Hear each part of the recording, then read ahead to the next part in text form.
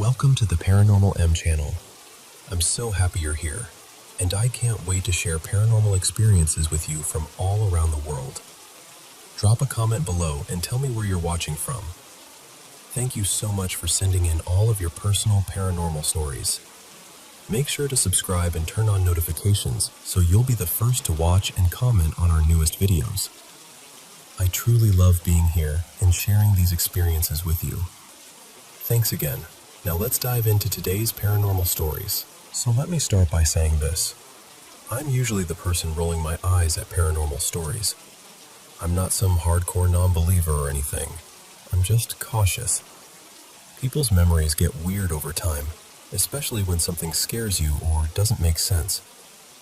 And this happened a long time ago, so yeah, I can't pretend I have a perfect recording of it. But I can tell you one thing with total honesty. I believe it happened. When I was little, like somewhere around 7 or 8, my parents used to take me almost every summer to visit family. My aunt and uncle lived outside San Antonio in this 2-story house that felt super new and clean and modern at the time. I remember it was before everything in their family changed, before the tension, before the split. So it places it in my head pretty clearly. My cousin, let's call him Mateo, was my built-in best friend whenever I visited. We spent whole afternoons doing kid stuff that felt important for absolutely no reason. One day we were in the backyard messing around with this sad, half-flat kickball, and later we were inside playing some cheesy little plug-in video game. One of those weird ones with a cartoon-themed controller that never worked right. Ours had this bright yellow joystick, and I remember it squeaked when you pulled it too hard. Eventually we got bored and did what kids always do in big houses: hide and seek. Mateo volunteered to count first, and we were on the first floor when he started.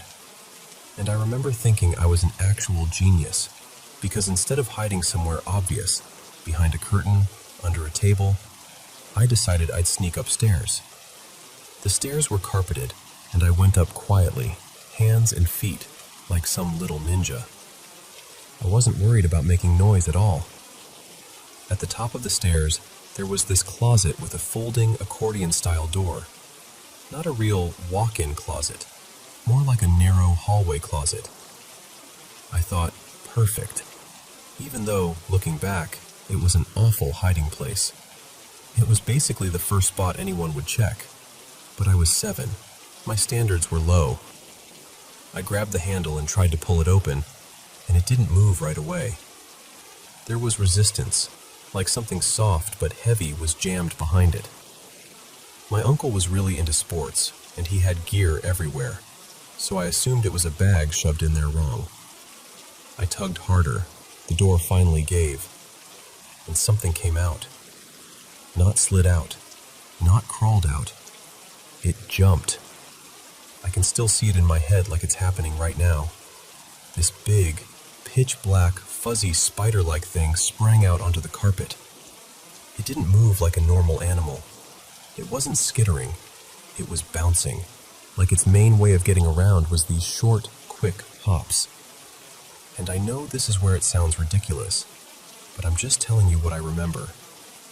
It looked like a tarantula, except wrong. Like a tarantula-shaped shadow. No markings, no visible eyes, no brown or gray or anything. Just this deep, void black fuzz that made it hard to focus on, like my brain didn't know how to process it. Size-wise? In my memory, it was huge, about the size of one of those big playground balls, maybe a little bigger. As a little kid, that might as well have been the size of my entire torso. I didn't scream. I didn't cry. I didn't even think. I just ran. I got back downstairs and found Mateo, and when he asked what I was doing, I kind of redirected the whole day. Like, hey, hide and seek is dumb. Let's do something else. And somehow I convinced him. I don't know how, but I did. Here's the part that always sticks with me. I never told him. Not then, not later, not anyone. Because even at that age, I understood one simple rule. Spiders that big don't exist. Not in a normal house. Not in Texas. Not anywhere. And if I said it out loud, I felt like I'd get laughed at, or worse. I'd get told I imagined it, and then I'd be alone with that memory anyway. That night we ate dinner like normal. We watched TV. Everything was completely ordinary. And then it was bedtime. Mateo's room was upstairs.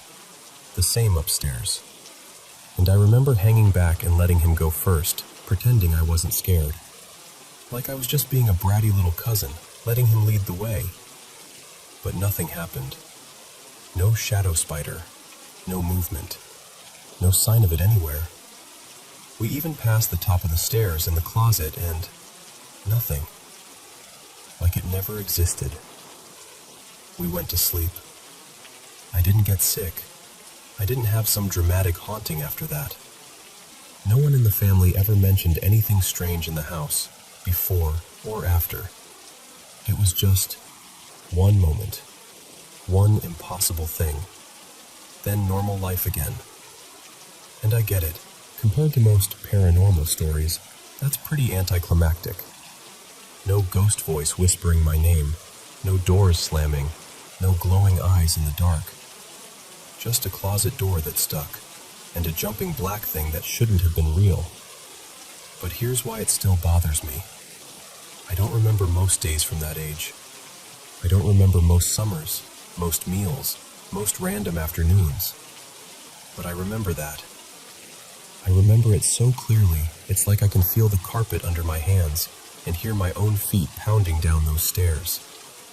So I don't know what it was. I'm not even asking you to believe me.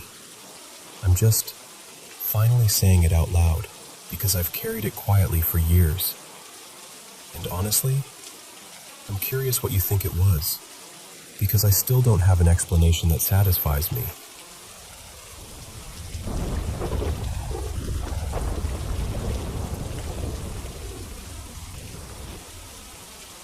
So, this happened about 10 years ago, right around early spring. A longtime family friend, his name was Ricky, died in a drunk driving crash. He wasn't even the one driving. And the thing I remember most vividly about him, weirdly, is how consistent he was. Always those loose, worn work boots, usually Timberlands, and a baseball cap like it was practically part of him. A couple days after his celebration of life, I'm at my family's house. It's evening, kind of quiet, and I'm down in the basement with 3 older relatives, my Aunt Marla, my Uncle Vito, and my cousin Denise. We're doing laundry, passing a smoke around, just decompressing.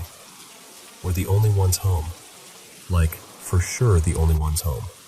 And the basement is laid out in this very simple way. Basically one big square room. The stairs come down and land in the middle. There's this old hanging shade or curtain off to the right side of the staircase, and a single ceiling light over on the left. The washer and dryer are on the right side when you come down, so from where we're sitting, anyone walking down the stairs would be backlit and kind of silhouetted behind that draped shade. The left side is all furnace and storage, holiday bins, boxes, the whole thing. We start talking about Ricky, the ceremony, and I mention this strange, emotional moment I had right at the end of it. Like that heavy, almost electric feeling you get when grief suddenly turns quiet. Like something in the room shifts. My aunt and I are going back and forth about it, and then we hear the basement door open. Clear as day. Then we hear footsteps. Not light ones, heavy steps. Like someone wearing boots that don't bend much. And we all look toward the stairs. And I swear to you, we see a silhouette coming down. Baseball cap shape, shoulders, and those loose, chunky work boots.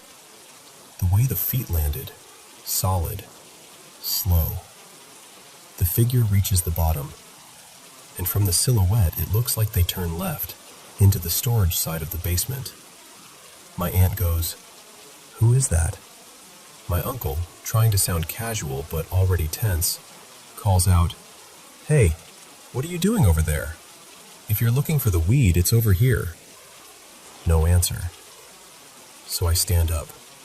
My stomach is already doing that slow drop thing, but I'm telling myself, okay, maybe someone came home.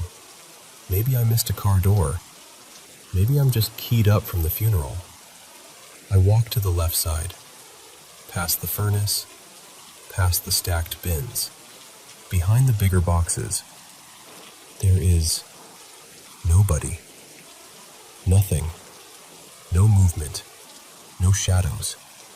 No place for someone to duck out. Just the hum of the furnace and the dry, dusty smell of storage. I come back over and I'm like, there's no one down here. And the way my aunt's face changes, like all the color leaves it, she goes, "What do you mean there's no one? Where did they go?" And I just say it again because I don't know what else to say.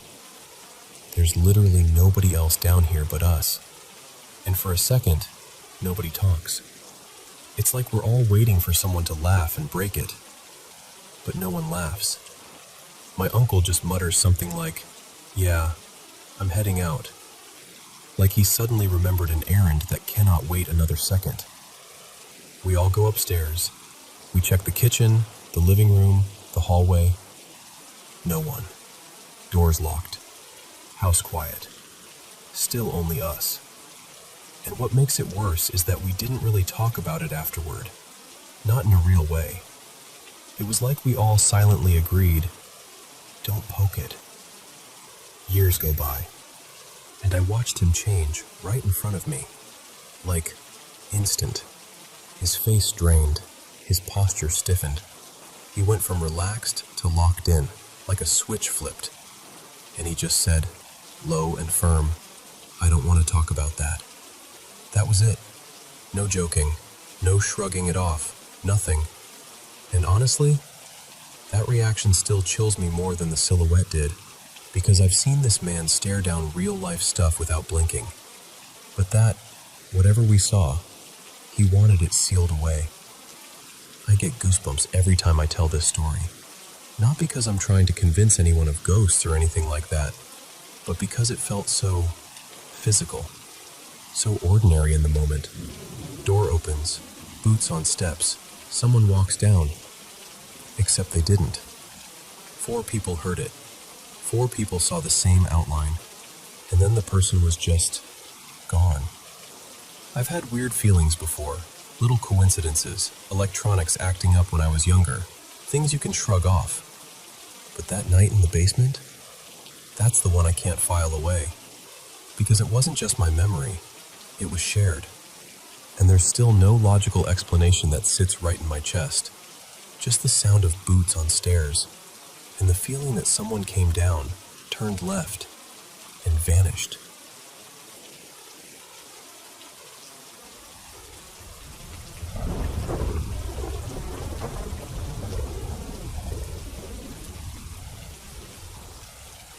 So, my house is old. Like, old by Australian standards. Easily a century, maybe more. I've lived here my whole life, and about 9 years ago, my family did this big renovation where we added bedrooms and redid a bunch of the place. Most of my family ended up on the new side of the house. Fresh rooms, newer walls. Everything feels brighter over there. And then there's me. My room is basically the odd one out. It's on the older side, and I'm the only person with a bedroom there. It didn't even used to be a bedroom. Apparently, it was a sitting room once, maybe a dining room at some point. It's got that vibe where you can almost feel it's been a lot of different things. And ever since I was little, I've had this intense fear of ghosts and paranormal stuff. Like, I know a lot of kids get spooked, that's normal. But mine got bigger than that. It got to the point where I just stopped sleeping in my room completely. For years. I had this little mattress set up in my younger brother Lockie's room, and that's where I'd sleep. My room became this daytime-only place. I'd go in there when the sun was up, grab things, hang out for a bit, then leave before night felt too quiet. It sounds dramatic, but it was genuinely bad enough that I ended up in therapy for it. I'm okay now, like genuinely okay. I've been sleeping in my room again for about 5 years without an issue. But still, I've always had this thing about the house at night. Even when my fear got better, I never liked being alone in it after dark. I don't know if that means I'm just sensitive because of how scared I was as a kid, or if I picked up on something back then and my brain just translated it as ghosts. And lately, I've been wondering if there actually is something a bit off. Not in a horror movie way, just in this subtle, hard-to-explain way, mostly around my room. What really tipped it for me was a dream I had a few nights ago. It started out completely normal, one of those dreams where you can't even remember how it began. Just typical dream nonsense. But then the vibe shifted. Like, you know when a dream suddenly becomes sharper, more realistic, almost like you're there? That happened. I was walking up my street, and I saw this girl standing near my neighbor's fence.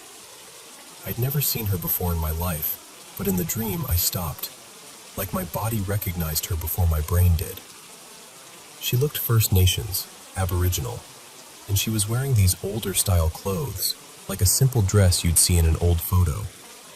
Not costumey, just like she belonged to a different time. She said something to me. I can't remember it now, which drives me nuts because when I first woke up, I swear I knew exactly what she said.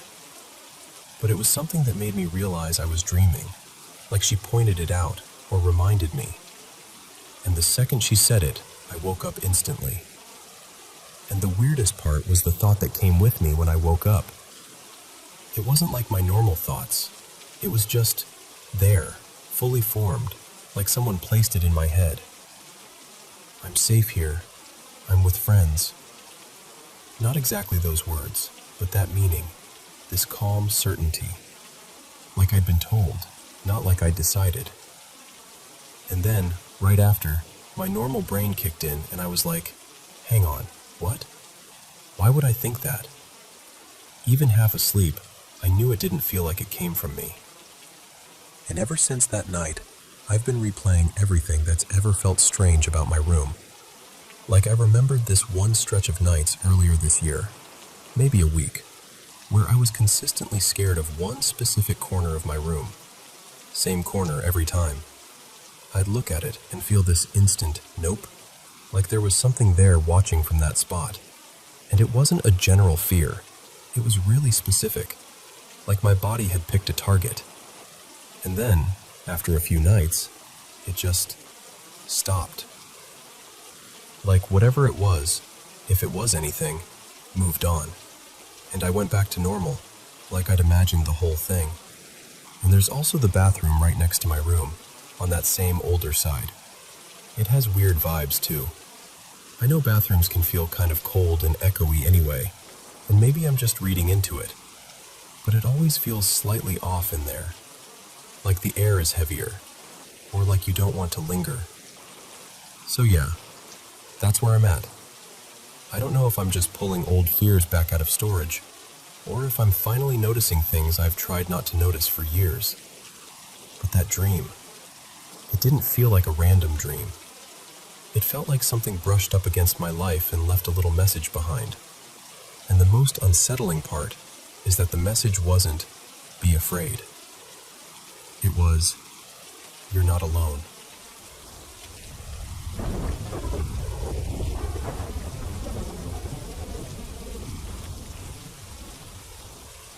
So, this is hard to explain without sounding like I'm exaggerating, but I'm not. I'm going to tell you exactly how it's been for me, and you can take it however you want. As far back as I can remember, I've had this thing, this presence, tagging along behind me. When I was really little, like preschool age, I used to draw pictures of my house and my family, and in a lot of those drawings there was this tall, man-shaped shadow off to the side. Not my shadow, not connected to anyone, just standing there. Sometimes I'd draw him outside the window, sometimes in the hallway, always a little apart, like he didn't belong with us, but also like he was with me. My grandma, Nana Ruth, used to laugh it off. She'd say, "Honey, you're just scared of your own shadow." And I'd nod because, honestly, what else do you say when you're 5? But I wasn't scared then. Back then, it almost felt like a strange kind of company, like an imaginary friend, except I never made him up. Then I got older, 6, maybe 7, and that's when it stopped feeling harmless. My dad, Marcus, and I had this routine. Every night, around 9-ish, we'd go to bed. I was still sleeping in his room at that age, like plenty of kids do, and he'd tuck me in, then go take his shower. I'd just lie there, waiting, staring at the ceiling, listening to the water run. And while I waited, he would show up. This shadow, this man-shaped shadow, would pace beside the bed, back and forth, back and forth. Not fast, not slow, like he had all the time in the world. I could see him clearly, not as a person, not with features, just the outline, the weight of him, the way the darkness looked wrong compared to the rest of the room. And here's the part that made it feel like a pattern. The second my dad turned off the shower and stepped out, the shadow would vanish. Like it couldn't, or wouldn't, stay when my dad was there. That went on for months, almost a year, I think. Night after night, the pacing. Me lying there pretending I wasn't terrified, because somehow I had this child logic that if I didn't react, it couldn't touch me. But eventually, something shifted. I don't know how else to describe it except the air around it changed. The room would feel heavier, meaner. Like whatever it wasn't just watching anymore. It was getting impatient. I started doing this little thing to cope. If it paced on the right side of the bed, I'd roll to face the left. If it moved to the left, I'd turn back to the right. Like if I couldn't see it, it couldn't decide I was real. I know that sounds childish, but I was a child. It was survival by instinct. And then one night, I turned to face the right, like I'd done 100 times, and I felt the mattress dip behind me. Not a little, not like settling, like something with weight had climbed onto the bed. My whole body went rigid. I remember squeezing every muscle, like if I stayed perfectly still, I wouldn't roll back toward it. I was so scared my teeth hurt from clenching.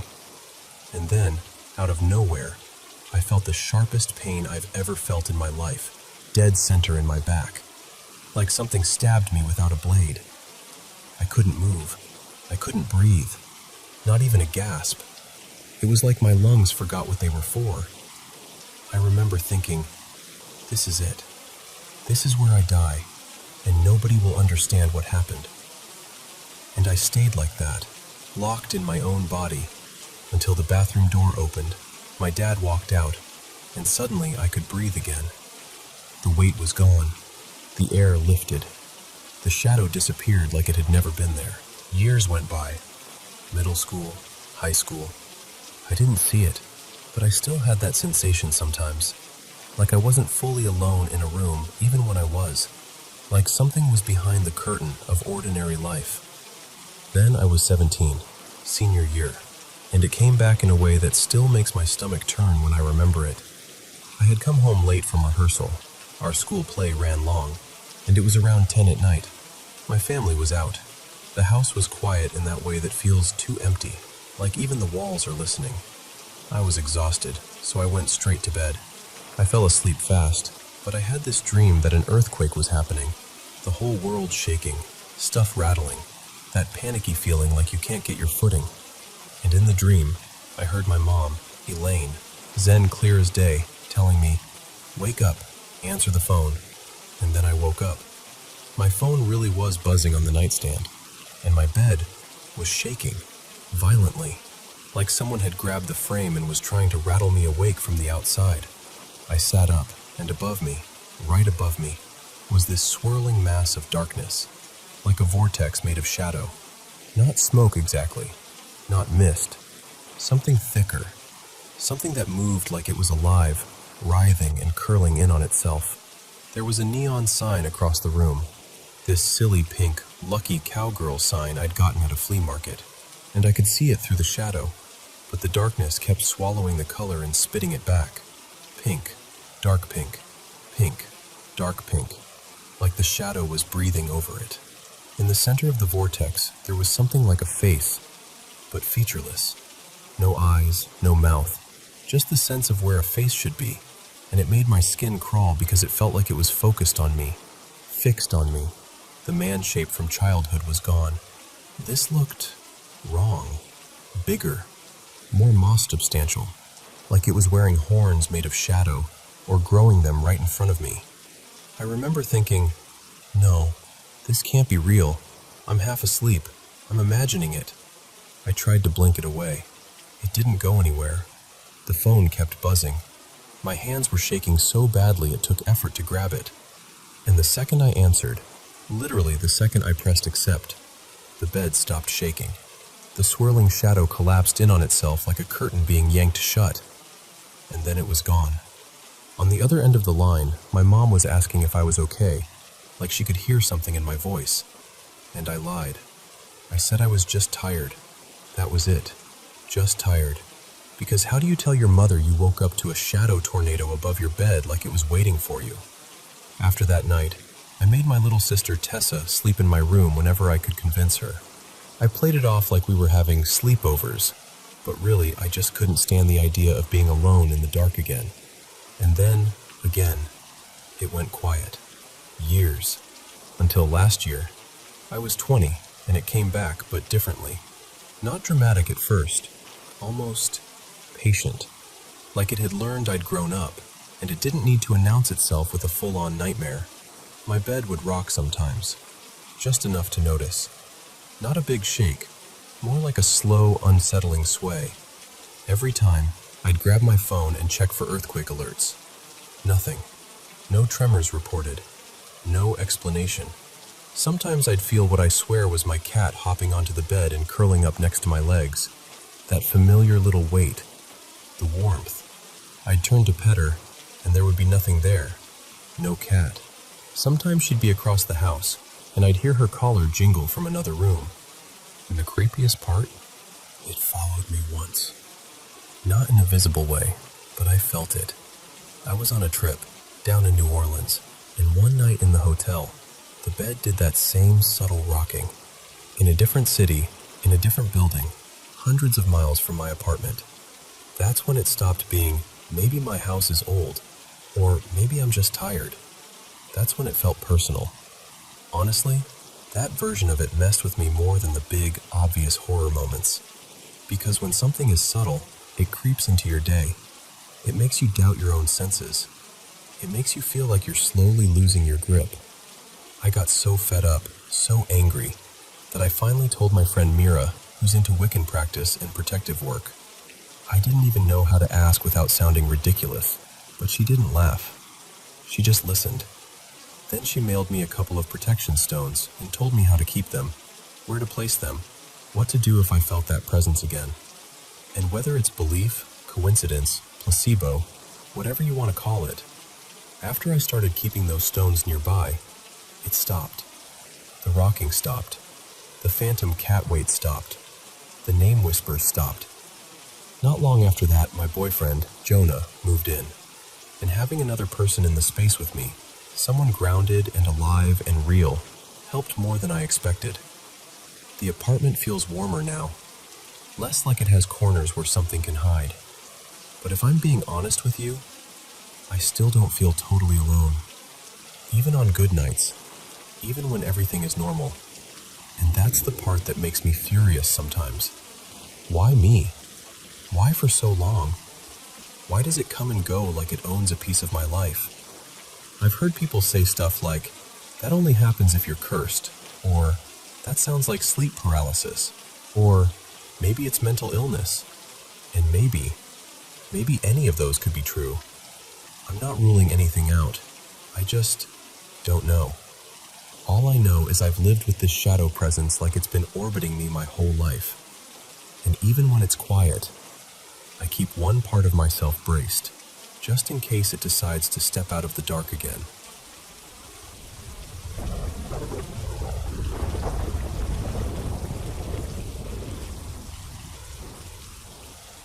So, let me tell you what happened today, because I still can't stop thinking about it. My mom and I were on this little road trip, headed out from my hometown and cutting through this huge stretch of open plains. You know the kind of place. Fields for miles, long fences, and those big fancy houses set way back from the road like they're trying not to be noticed. We'd just taken an exit off the main highway and ended up on this narrow back road that kept bending and curling through private land. There were a few cars ahead of us and a couple behind, but everyone was driving politely, leaving that comfortable space you give strangers when the road's single lane and curvy, and you're cruising around like 55, maybe closer to 60. We had an audiobook playing, something light to pass the time. The windows were up, the air in the car was doing that soft, steady whir, and everything felt normal. No dramatic weather, no obvious wind gusts, just that constant rush of air you get at speed, and the hum of tires on pavement. I remember noticing the rumble strips off to the side too, those ridged lines meant to shake you awake if you drift too far. And then, as I rounded this gentle right-hand curve, we heard it. This voice. Not like someone humming, not like radio bleed. It was this eerie, operatic singing, like a distant performance you can't quite locate. Like you're walking through a parking lot outside a stadium, and you can almost make out the music, except it sounded close, too close, like it was somehow in the car with us. At first, my mom, Marilyn, just glanced at me with that look that says, "Did you hear that, or am I losing it?" I gave her the same look back, like, "Okay, so it's not just me." It stopped. We both sort of shrugged it off. And then it happened again. Marilyn finally goes, totally baffled, "Eli, was that singing?" And I'm like, "Yeah, I heard it." But I still didn't fully believe it. So I turned the audiobook down, then up, then down again, trying to catch whether it was somehow part of the track. Like maybe the audio had some weird background noise or a distant choir baked into it. Nope. The moment I lowered it, the singing was still there, floating around like it didn't care what we were doing. So now we're both alert. I'm scanning the road, still driving steady, but my brain is doing that frantic thing where it's trying to solve the puzzle immediately. I asked Marilyn to check her phone, thinking maybe something was auto-playing in the background. She held it up, checked every app. Silent. Then she paused the audiobook on my phone just to eliminate every possibility.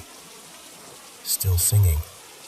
We started doing the most ridiculous little experiments, like two people pretending we're calm while absolutely not being calm. Windows down, windows up, halfway down, listening hard. Leaning slightly like that would somehow help pinpoint where sound is coming from. But that's the thing. We couldn't place it. If the sound was coming from outside, it had to be loud, because we were moving fast, windows mostly up, and there were cars spaced out around us. And yet it didn't sound like it was coming from the car ahead, or behind, or even from the side of the road. It wasn't like, oh, someone's blasting music. It was shapeless, like it was everywhere and nowhere. And the voice itself, God, it was haunting. It wasn't cheerful or poppy or anything familiar. It felt like an aria, something mournful and swelling, like a siren calling from far away. The kind of sound that makes your skin tighten a little, not because it's loud, but because it feels wrong in the moment. Like your brain doesn't have a file folder for it. And what's strange is, it never got closer or farther. It didn't fade like a car passing would. It didn't shift direction. It was just present. Eventually, it stopped the way it started, without explanation. 1 second it was there, and the next second it wasn't. And all that was left was the normal road noise, and the audiobook paused on the screen, like a little witness. And I know how this sounds. I do. But I'm telling you, we were wide awake, totally sober, just driving through open country in the middle of the day, and we heard a woman's operatic voice singing with no clear source. So I've been turning it over in my mind ever since, trying to give it a logical home. Was it the wind catching the shape of the car just right? Some weird acoustics from the fields? Tires hitting a certain texture of pavement and resonating through the frame in a way that mimicked a voice? Or sound traveling strangely over flat land, bouncing off something we couldn't see? I honestly don't know. All I know is, for a few minutes on that back road, it felt like we were driving through a place that had its own soundtrack, and it didn't care whether we understood it or not.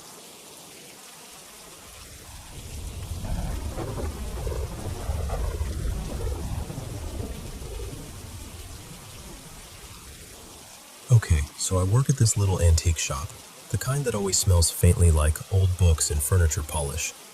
And I'm not new to the fact that odd things happen here sometimes, like the usual, "Did that just move?" stuff. But what happened today has been looping in my head all day, and I'm trying so hard to keep my feet on the ground about it. So earlier this afternoon, this customer comes in with her dog. Sweet little thing, kind of timid, maybe a spaniel mix. And I'm doing what everyone does, right? I crouch down a bit, smile, and in that stupid soft voice people use with dogs, I go, "Hey there, buddy." And I swear to you, I barely finished the last syllable before, immediately, there's this loud, sharp, crystal clear, "Hey there, buddy," right behind me. Except it wasn't just a random voice. It was my voice. Same pitch, same rhythm, same little sing-song cadence I use when I talk to animals. It wasn't muffled or distant like a recording, and it wasn't stretched out or warbly like an echo. It sounded like a person standing close by, just projecting it. Like someone had leaned right over my shoulder and thrown my own voice back at me. And here's the part that made my stomach drop. My coworker, Marin, didn't even hear me say it the first time. Not at all. She only heard the loud version. She looked up startled and went, "Whoa, why did you yell at the dog like that?" Like it was sudden and aggressive loud. The way you'd react if someone barked something out for no reason. I just stared at her and went, "I didn't yell. I barely even said anything." And she could tell I wasn't messing around. I straight up asked her, which would be so unlike her. Marin is not a prank person. She hates confrontation. She hates making scenes. She's the type who apologizes to mannequins. And she immediately got this tight, freaked out look and said, "No, I swear to you, no." Then she glanced around the shop like she suddenly didn't trust any corner of it. We both did that quick scan people do when something feels wrong. Like, who else is here? But the store is small. You can see most of it from the counter if you just turn your head. Marin even pointed out that she'd watched the last couple customers leave, and there wasn't anyone close enough to pull something like that off. The dog's owner was turned away, looking at a cabinet, and the dog got skittish right after it happened. Like ears back, tense body, looking around. And I want to be really clear about a few details, because I keep trying to solve it. My phone wasn't near me. It was actually tucked away behind the counter, connected to the shop speakers because we had a holiday playlist going, some jazzy winter stuff. The music never cut out, never paused, nothing clicked or switched, so it didn't feel like some audio playback suddenly fired. Also, the acoustics in our shop are, honestly, kind of dead. Low ceiling, lots of fabric and clutter, narrow aisles. It's not one of those airy spaces where sound bounces around. There are a couple side rooms where sound can carry in a weird way, but I wasn't even near them. And this didn't behave like an echo anyway. No delay, no fading, no bounce. It was like a direct voice. What's making it worse is that this store already has a history. Not like, ooh, spooky antiques history, but real, shared, why did that happen moments. All of us, every person who works here, has had something strange happen at least once. Sometimes two of us at the same time, which is the only reason I don't automatically write it off as someone being tired or imagining things. But today's thing, the voice thing, is messing with me in a different way. Because I can handle an object moved. That could be vibration, settling shelves, someone bumped something earlier, a million boring explanations. But hearing my own voice, right after I spoke, so loud that someone else thought I shouted, and that same someone didn't even hear my original quiet sentence, that's the part that keeps catching in my brain. I'm trying to be logical. I know brains misattribute sound sometimes. I know short phrases can be weirdly easy to mimic or confuse. I know weird acoustic pockets exist, but the timing was too perfect. I didn't even have time to finish the expression on my face. I hadn't even fully closed my mouth before it answered back. So yeah, that's where I'm at. Have you ever had something like that happen? Where you hear a voice that sounds exactly like you, or exactly like one specific person, but there's no clear source for it? I'm not trying to leap straight into paranormal, but I also can't pretend it didn't happen. I'm just really hoping there's a grounded explanation, or at least I'm not the only person who's experienced something this specific. Because right now, every time the shop gets quiet, I keep bracing for it to say something again.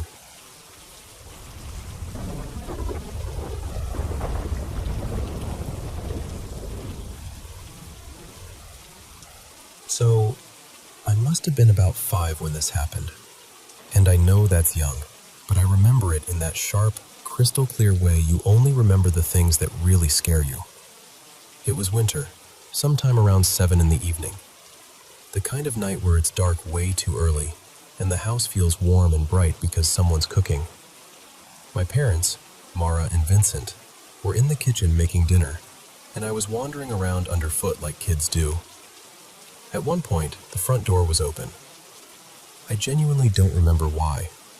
Maybe they were bringing something in, maybe checking on something outside, who knows. But I remember standing there, looking into the garden, curious about how it looked at night. Our garden wasn't big, just a little patch with a fence, and I'd seen it 1,000 times in daylight. But at night it felt mysterious. So I asked, "Can I step outside for a second?"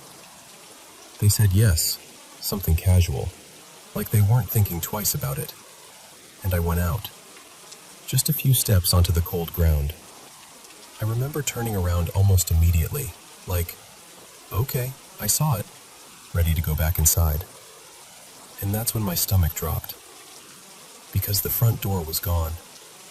Not like it was closed, not like it was hidden behind me. Gone. And not just the door, the whole house, the garden, everything. It was like someone had erased the world and left me standing in pure darkness. Pitch black, the kind that doesn't even feel real. And what freaked me out even more, there should have been streetlights. They always came on at night. There should have been some shape, some glow, something. But there was nothing. Just empty black. I screamed for my parents. "Mara! Vincent!" Over and over. No answer.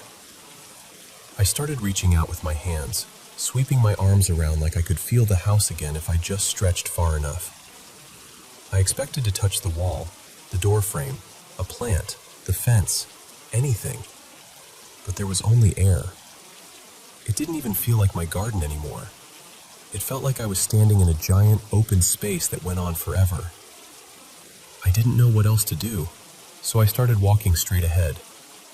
And here's the part that still messes with my head. Our garden was small. If you walk forward for a few seconds, you hit the fence.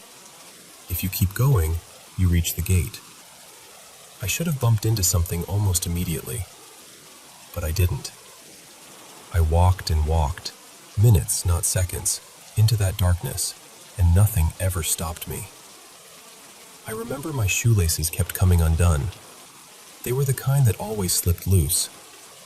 Normally I would have knelt down and tied them, but I couldn't even see my own shoes. I couldn't see my hands. It felt pointless, like trying to fix something in a void.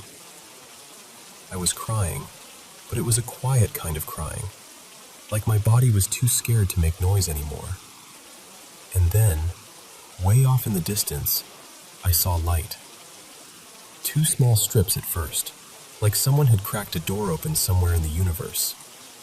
I started moving faster, almost running, because it was the first proof that anything existed besides darkness. When I got close, I realized it was 2 doors. Just 2 doors standing there, side by side, like they belonged to a hallway that wasn't there. Both were shut. Light was leaking from underneath them, warm and yellow.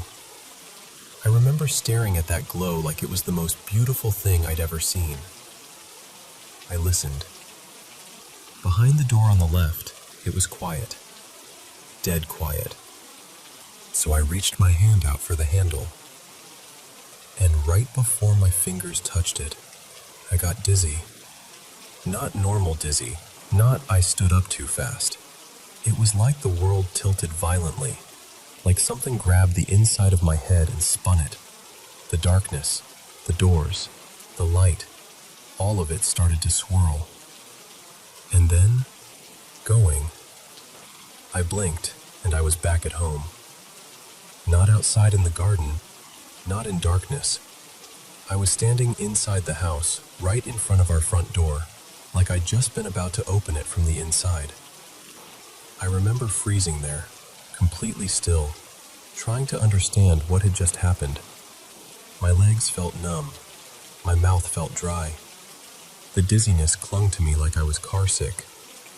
I stayed there for what felt like forever, probably only a couple minutes, just staring. Then I ran to my room. I didn't tell my parents. I didn't even peek into the kitchen. I just went to my bed like I could hide inside it. A little while later, my parents called me for dinner like nothing happened. And I went. I sat at the table and ate and pretended I was fine, because I was terrified they'd be angry, like I'd done something wrong by stepping outside. I remember forcing myself to swallow food, even though my throat felt tight. And then, I never talked about it again. Years later, I wrote it down in a notebook, kind of like a diary entry, because it still wouldn't leave me alone. But that's the only proof I have, and even that came long after. Honestly, I still don't know what to make of it. Part of me wonders if it was some weird half-dream, like I wandered into that space between sleeping and waking. But the memory is so vivid. I can still feel the cold air and that awful, impossible emptiness. I can still hear the silence when I yelled my parents' names. And there's one more thing, too. My mom told me later in life that when I was even younger, like 2 or 3, I used to talk about seeing things in the house. She called them ghosts. She even claimed that one time she saw something herself. I don't remember any of that at all, but it always made me wonder if it connects somehow, or if it's just another strange story layered on top of a childhood that was already full of shadows. I don't know if I'd call what happened paranormal. I don't even know if it truly happened the way I remember it. But I do know this. It was the most terrified I've ever been in my life. And even now, telling it out loud, a part of me still feels like I'm standing in that dark, reaching for a door that should be there, and isn't.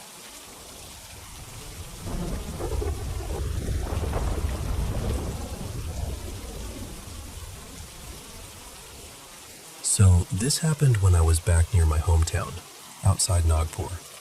And I swear, even thinking about it now makes my stomach do that little flip.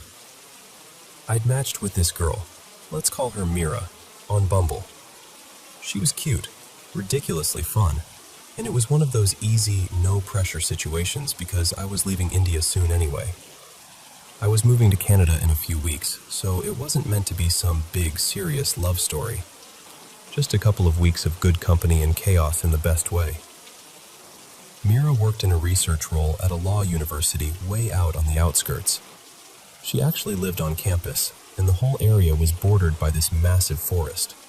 Like, proper forest. She'd randomly send me videos of snakes sliding across the pathways. Once it was a cobra, and I remember just staring at my phone like, what kind of campus is this? Meanwhile, she was totally chill about it, like it was a normal Tuesday. I'd ride my scooter out there to see her, something like 20-something kilometers each way, and we'd hang out, drink a bit, mess around, laugh like idiots. Honestly, some of the most fun dates I've ever had. She had this energy where everything felt like an adventure. Anyway, one evening, after we'd been out and we were heading back to drop her off at campus, I took a wrong turn. Neither of us really knew the area well. She was new to the city, and I hadn't been around those outskirts much either. It was around 7:30-ish, already dark because the sun had set, and the road was this muddy, narrow stretch cutting right alongside the forest. I remember telling her to check maps, and she's behind me on the scooter like, yeah, I'm trying. But her phone had zero signal. Mine didn't have connection either. She said something like, I think we're still generally going the right direction. And I was like, fine, we'll just keep going and eventually we'll hit something familiar. And we did start to feel like we were getting out of the deeper part. Like the air even felt different, less closed in. We were talking casually, half laughing about how dumb it was to get lost so close to campus, when I saw it. On the right side of the road, just off the edge where the trees start, there was this figure. Not an animal, not a person in a normal way. It looked like a tall, human-shaped silhouette, kind of masculine in build. But it didn't have details. No face, no clothes, nothing. Just this perfectly man-shaped darkness, completely black. And around it there was this weird, radiant white glow, like an aura. It wasn't like a flashlight beam or headlights reflecting. This thing looked like it was producing its own light. And here's what makes it worse. The only real light on that road was my scooter's headlamp. At first, my brain tried to do that thing where it forces an explanation. Like maybe it's a tree stump, maybe it's a dude standing there, maybe it's my drunk imagination stitching shadows together. So I slowed down without even meaning to, because I was trying to understand what I was looking at. And then it vanished. Not like it walked away or stepped behind a tree. It was just there, and then it wasn't. Like someone turned off a screen. I went cold. I didn't even speak for a few seconds. My whole body just went into panic mode, and I remember twisting the throttle and taking off, like pure instinct. Get out, get out, get out. And I'm telling myself, okay, you're drunk. You're seeing things. You've had too much rum, too many beers. This is your brain being stupid. So I shout back to Mira like, I think I need to stop for a second. I swear I just saw something. And then she says, in this voice I can still hear clearly, Bro. The chills that hit me in that moment, I can't even describe it. It was like my spine turned to ice. Because if it was just me, I could have written it off as alcohol, darkness, whatever. But she saw it. She saw the same thing at the same time, and her reaction wasn't curiosity. It was fear. We didn't talk much after that. We just focused on getting back to the campus road, and eventually we did. We made it out. But the whole ride, it felt like the forest was watching us, like the dark had weight. This happened in late 2023, and not long after that I moved to Canada, where I still live now. Mira and I don't really talk anymore. Life moved on. She got into something serious later, and that was that. But she'll always have this weird, permanent place in my memory, because we shared something that felt unreal. Like we accidentally stepped into the wrong version of the world for a minute. And the truth is, I've barely told anyone. I don't even know how to explain it without sounding insane. but I know what I saw. And I know I'm not the only one who saw it.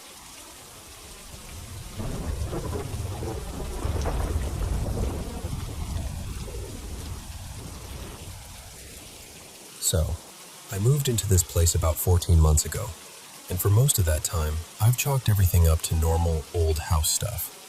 You know what I mean. Wood shifting, pipes ticking, the occasional creak that sounds like someone took one careful step in the hallway.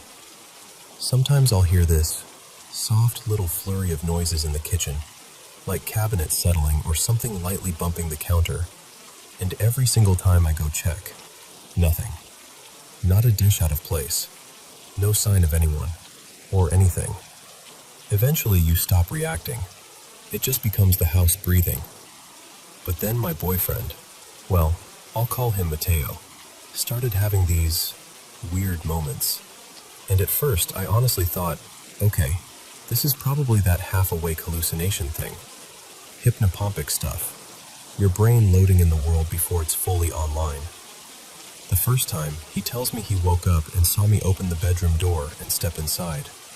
He said he sat up and went, "Hey babe," and that I just backed out, like I'd been caught doing something. Then I closed the door. Here's the thing. That night, I wasn't even in the bed with him. I'd moved to the guest room because I couldn't sleep, and I had earbuds in. So sure, if I'd gotten up and wandered in there half asleep, it's possible I didn't register it, didn't remember, whatever. Sleepwalking is embarrassing, but explainable, right? Then it happened a second time. He said he opened his eyes and saw me standing near the window, between his side of the bed and the curtains, just standing there, looking down at him. He said the room was so dark he couldn't make out my face, but the shape, the hair, everything about it looked like me.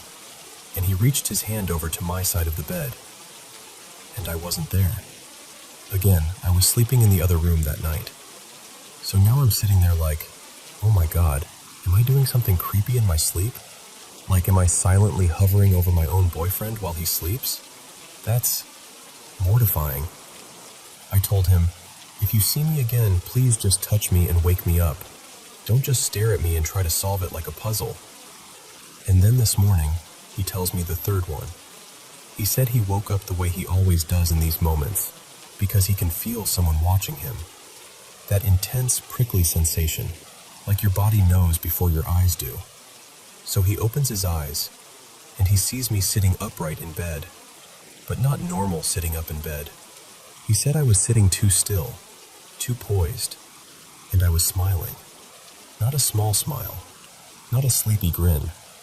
He said it was huge, like stretched from one side of my face to the other in this way that didn't look human, like the mouth was just wrong, too wide, too deliberate.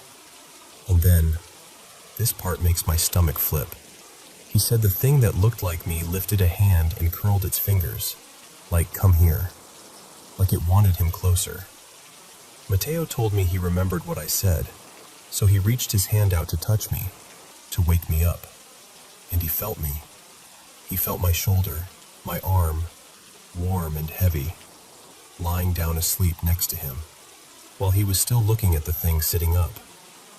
He said he just froze, because his hand was on me, real me, sleeping, while that other version of me stayed upright, smiling that impossible smile. I asked him, like, "Are you sure you weren't just seeing me and then realized I was beside you?" And he shook his head and goes, "No, Lena, it wasn't even physically possible to smile that big." And I'm trying so hard to be the logical one here, because it always happens as he's waking up. That's textbook, right? Your brain can project stuff. It can create a figure. It can turn a shadow into a person. It can make you feel watched. But what messes with me is, he goes back to sleep afterward. Also, I'm a stupidly light sleeper. If he touches me in bed, I normally wake up instantly. And he swears he was literally touching me while I stayed completely asleep. So, of course, my brain starts rummaging through old memories, trying to connect dots that probably don't connect. Like, a couple months after I moved in, I used to hear my dog, Junie, in the kitchen at night. This really specific sound of her crunching kibble and then slurping water, and her nails clicking on the floor. And every time, I'd look and she wouldn't be down there. She'd be upstairs on my bed, dead asleep, and her bowl would be basically empty anyway. It only ever happened when Junie was staying with me. She splits time with my ex, so I figured maybe she was sneaking past me and I just didn't notice. It stopped happening, and I forgot about it. But now I'm sitting here like, what if my brain wasn't wrong to remember it as so distinct? What if it wasn't her? What if it was something mimicking her the way this thing is mimicking me? And listen, I know how that sounds. So I keep coming back to the sane explanation. Mateo is half dreaming. He's hallucinating on the edge of waking. Nobody else who slept here has ever said they saw anything. I've never seen anything. I only hear the regular weird little house sounds, and I'm completely convinced it's just the place settling. But I'll admit it. The detail about the smile, how non-human it was, got under my skin in a way the other two didn't. So I did what you do when you're trying to calm someone down. And also, maybe, calm yourself down without admitting you're doing it. I walked around the house last night murmuring a prayer my grandma used to say. I opened windows. I told myself it was symbolic, that it was just for comfort. And tomorrow, I'm probably going to burn some sage. More as a, see, I did something, you're safe, kind of gesture. Because part of me thinks if he believes the house has been cleared, his brain will stop playing tricks on him. But then again, when he hears the same little kitchen noises I've always heard, we'll be lying in bed listening together, and he'll whisper, "That's not the house." And I'll whisper back, "It is the house." And lately, I'm not as certain as I used to be.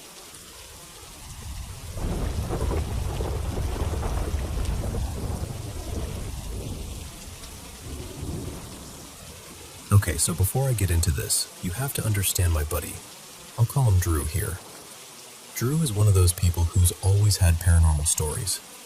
Like, not in a I saw something once way. I mean, he's told me about figures in old hallways, weird voices in the woods, shadowy shapes near the hospital where his aunt worked.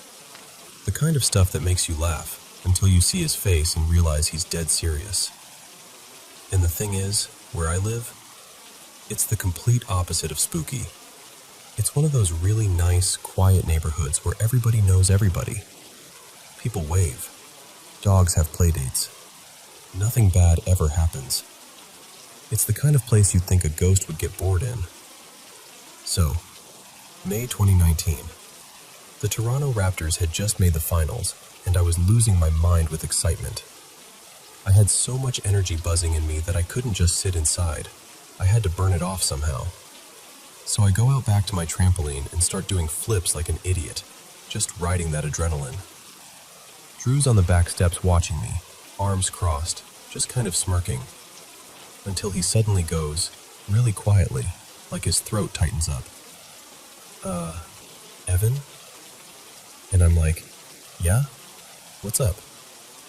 I bounce to a stop and look over at him, and he's pale, like actually pale. And that's what got me, because Drew doesn't scare easy. He's the type who watches horror movies alone with the lights off just to prove he can. He lifts his hand and points toward our neighbor's yard, toward this big old spruce tree near the fence line. And I look, and I don't see anything. So I'm like, what? What are you pointing at? And he goes, there was someone watching us. They were peeking from behind that tree, and then they moved. My stomach kind of drops, because the way he said it wasn't dramatic.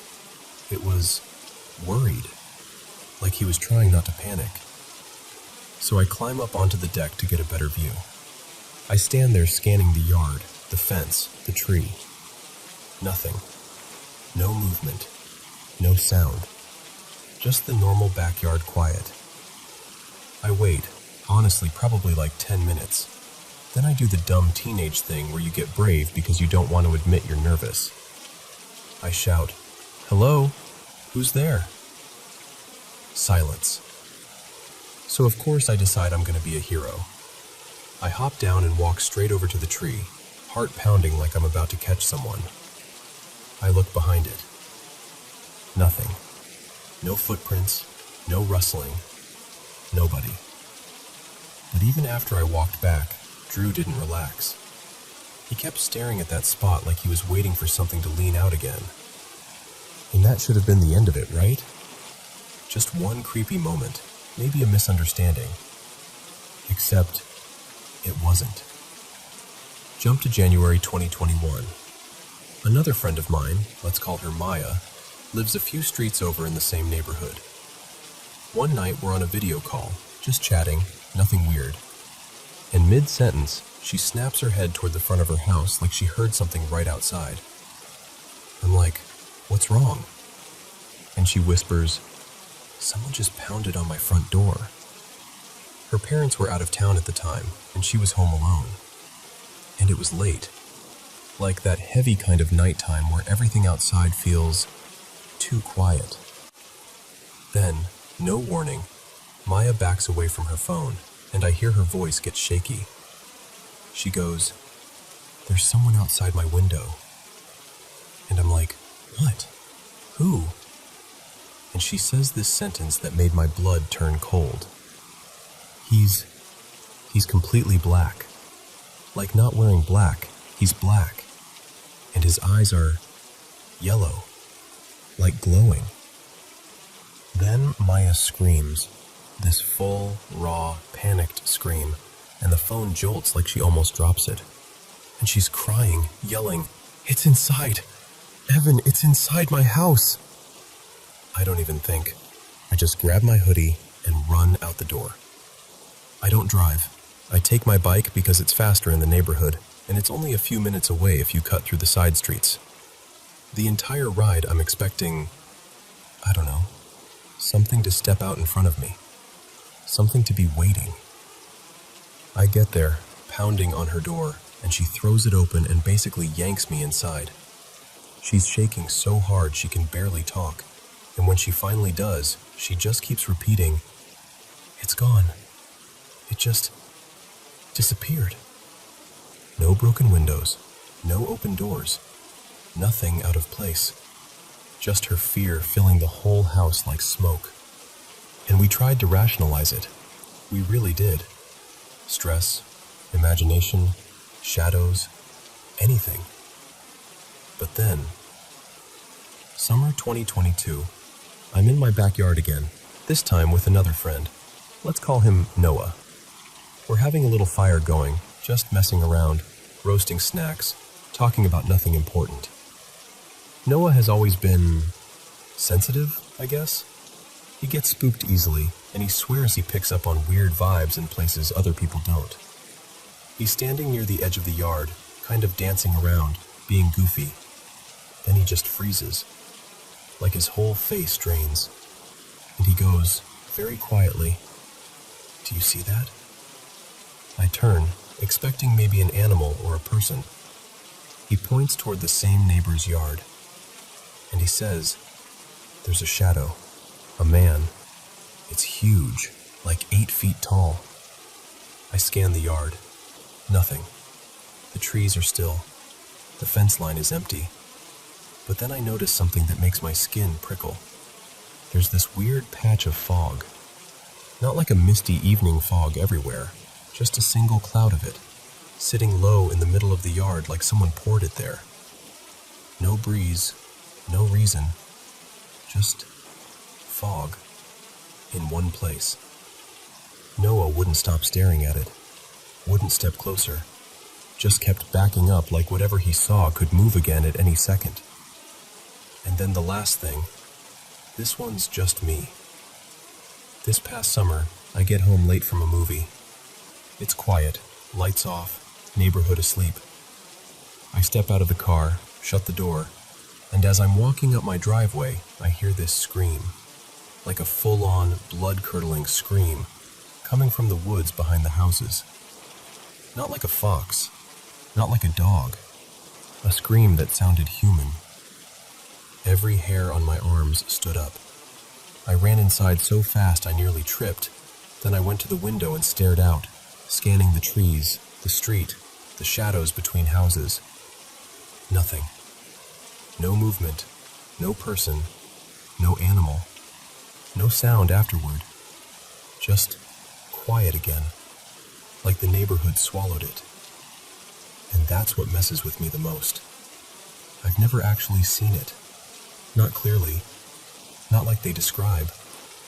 But after the first time in 2019, I started getting this constant feeling of being watched, like when you're alone, but your body refuses to believe you're alone. And after that, other weird things happened to me too. Stuff that freaked me out so bad I didn't even want to talk about it for a while. So I don't know what it is. I don't know if it's something real, or if it's some kind of shared fear that's taken on a life of its own. All I know is, in the nicest, quietest neighborhood you can imagine, multiple people have described the same thing. And if I ever see it for myself, I'll never forget it.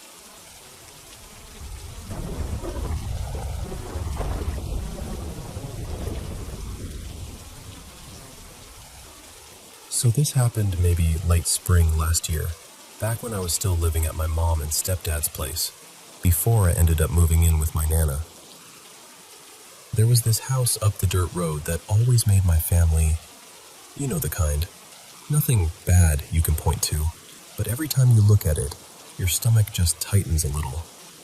It kept getting bought and put back on the market, over and over, but nobody ever actually stayed there long. My stepdad, Ronnie, told me this story he'd heard around town.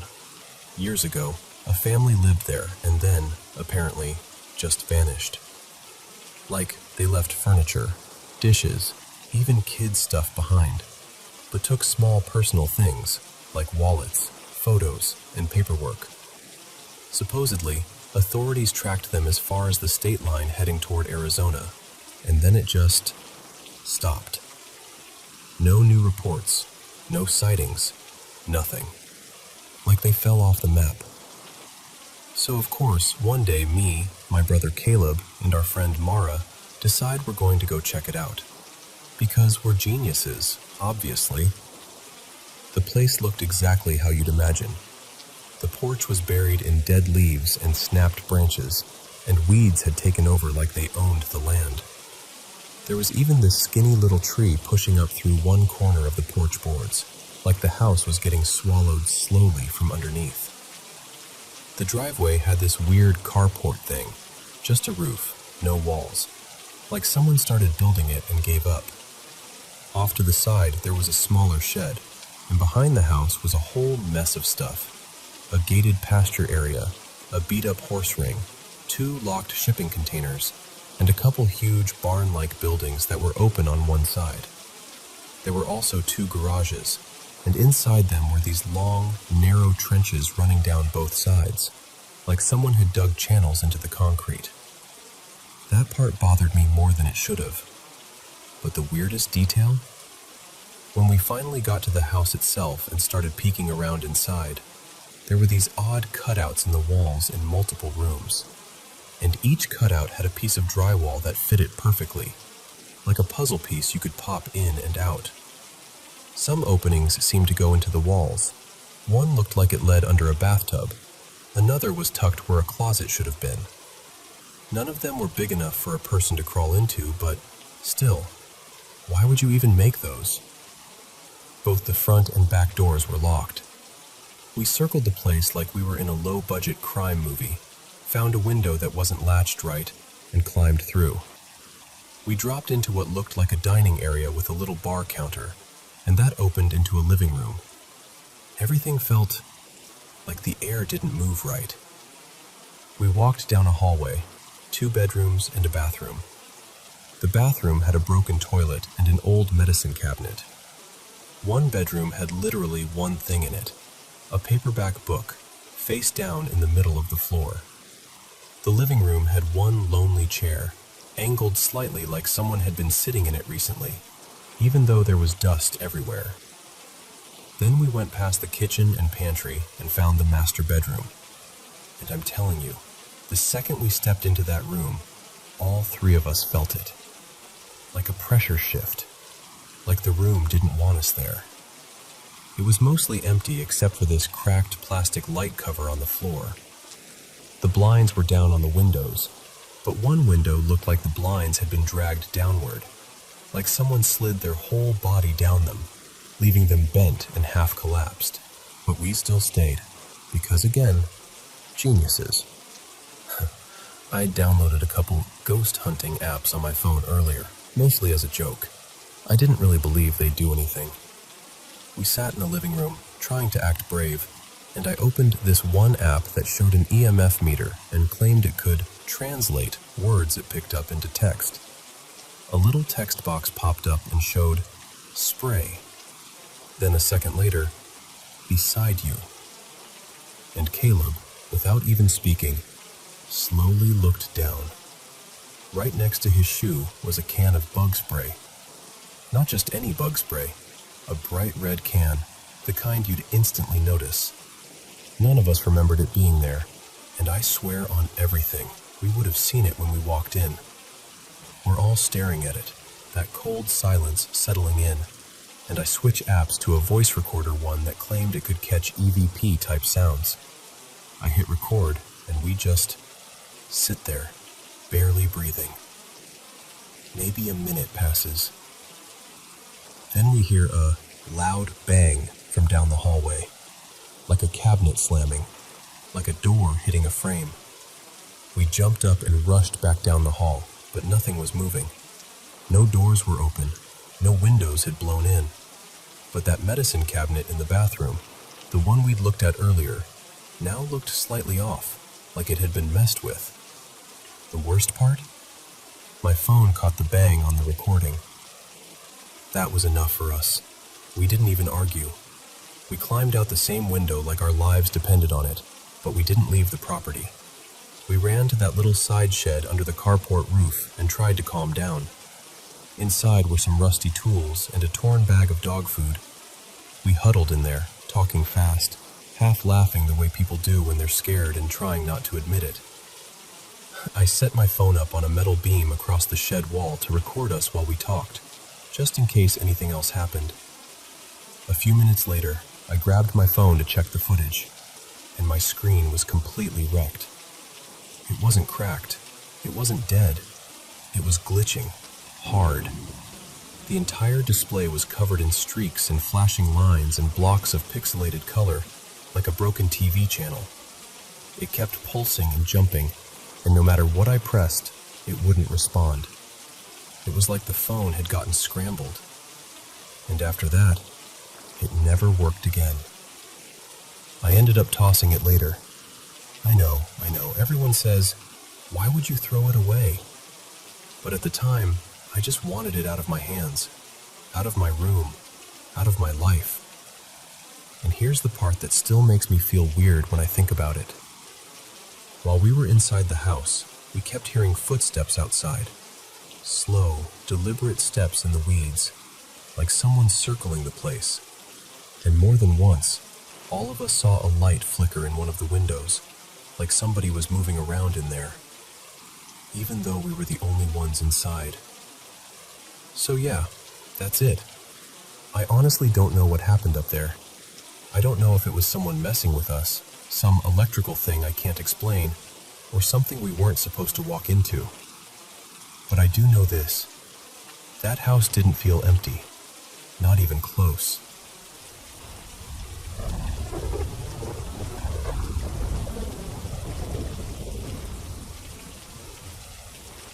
So, I have this running list in my phone. Nothing dramatic on the surface, just dates and times, little notes. Except the things I'm writing down aren't normal.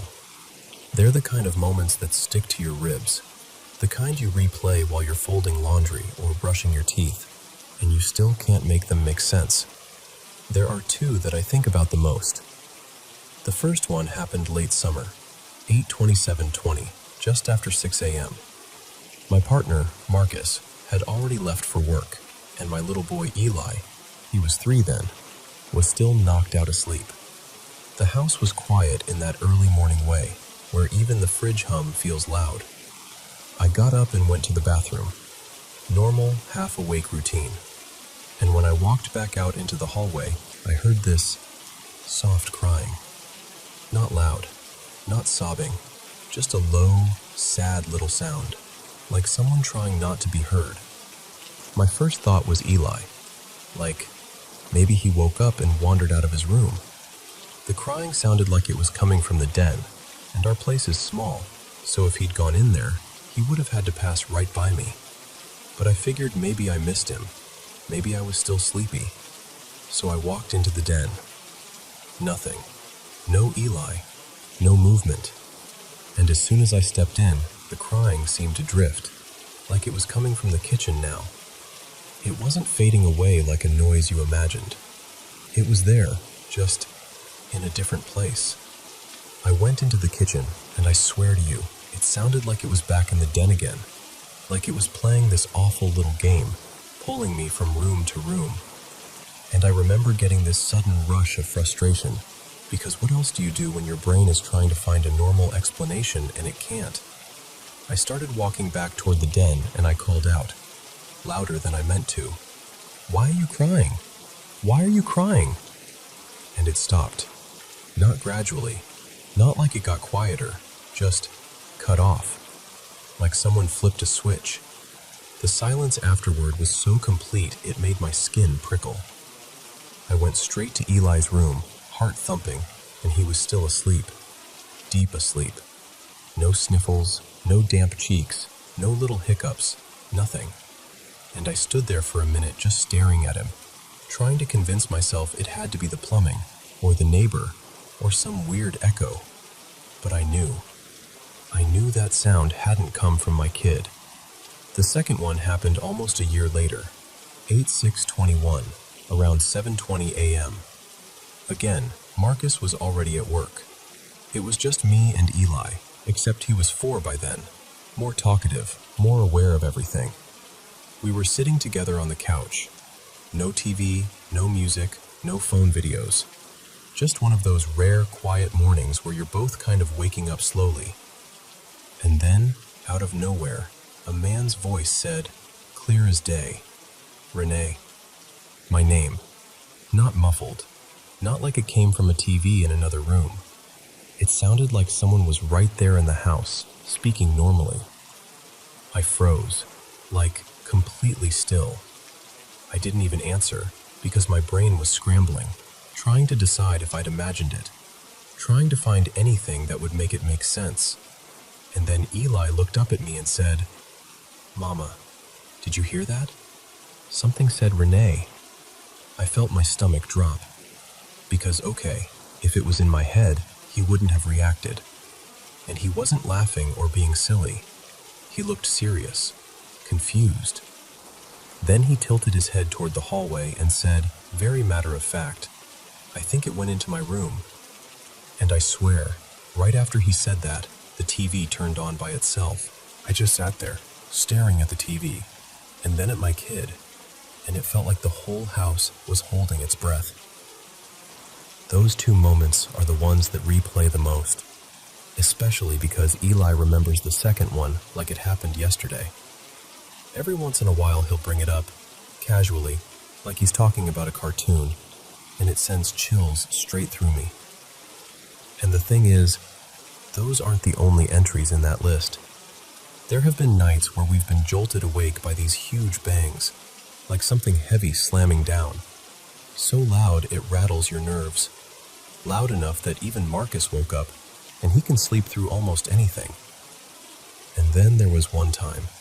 This one still makes my throat tighten just thinking about it. When I heard a woman's voice right by my left ear. Panicked, urgent, like she was right there with me. She said, "Call 911. I felt her breath. That's the part that messes with me the most. It wasn't just sound. It was close, intimate, like someone leaning in. Nothing in this house has ever felt evil. Not like that. But some of it has been so startling, so physical, that it's hard not to feel shaken afterward. And I keep thinking maybe I should have someone come by, someone who actually knows what they're doing, some kind of reading, some kind of check. I just don't even know where to begin. or what to call what I'm looking for. I just know I've been writing it down because I need proof for myself that it happened, that I'm not making it up, that it isn't just my mind playing tricks. Because when it's quiet again, when the sun is up and everything looks normal, it would be so easy to convince yourself it was nothing. But it didn't feel like nothing. It felt like something in my house noticed me.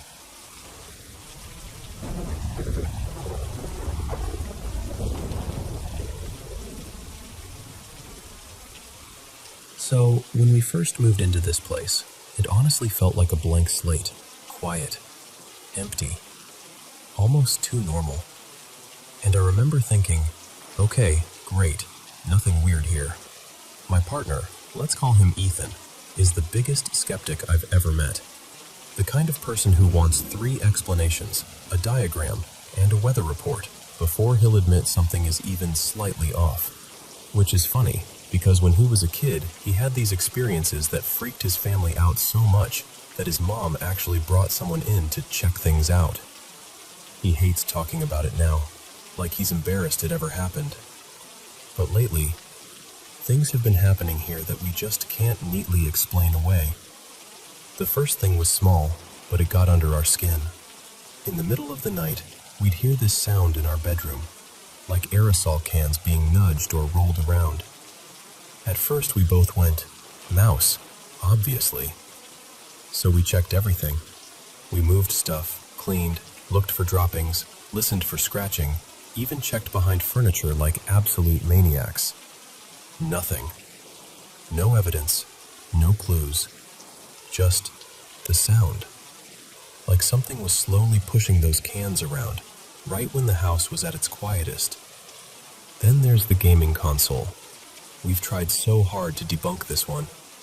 We turned off any voice controls, made sure nothing was paired weirdly, checked settings, unplugged it, replugged it, everything. And still, every now and then, the console will just turn on by itself. Like someone physically pressed the button. No one near it, no controller bump, no updates running. It's not constant, which almost makes it worse. It's random, like it's choosing its moments. One day, I was in the living room with our little one, Milo, who's about 1.5 years. He was on my knee, calm, and we were completely alone in the house. And suddenly it sounded like one of his big plastic toy bins got shaken, hard. Not a little rattle, a loud, deliberate shake, like someone grabbed it and jostled it. I froze. Full body, stomach drop kind of freeze. I actually remember whispering, "Hello?" like an idiot. Like, what was I expecting to hear back? A few days after that, Ethan and I were sitting in the living room late morning, maybe around 10:30, and the TV was off. No music, no phones playing anything. And we heard this really clear, bright, bell-like sound. We both looked at each other instantly, because it sounded exactly like Milo's little xylophone toy. So we got up and tried to recreate it. We hit the toy, moved it, tapped around the area, checked if something fell, checked if a metal object could have made the sound. Nothing matched, not even close. And that was the moment I saw it shift for Ethan. Not like full panic or anything, just this tiny crack in the skeptic wall. He didn't even want to say it out loud at first, but eventually he went, really quietly, "Okay, that's weird. I don't love that." Another thing, this one creeps me out in such a specific way. We have this small canvas print of Milo's photo hanging above the stairs. It's not somewhere we brush against. You can't casually bump it. It's just up there. And one day I walked past and it was crooked.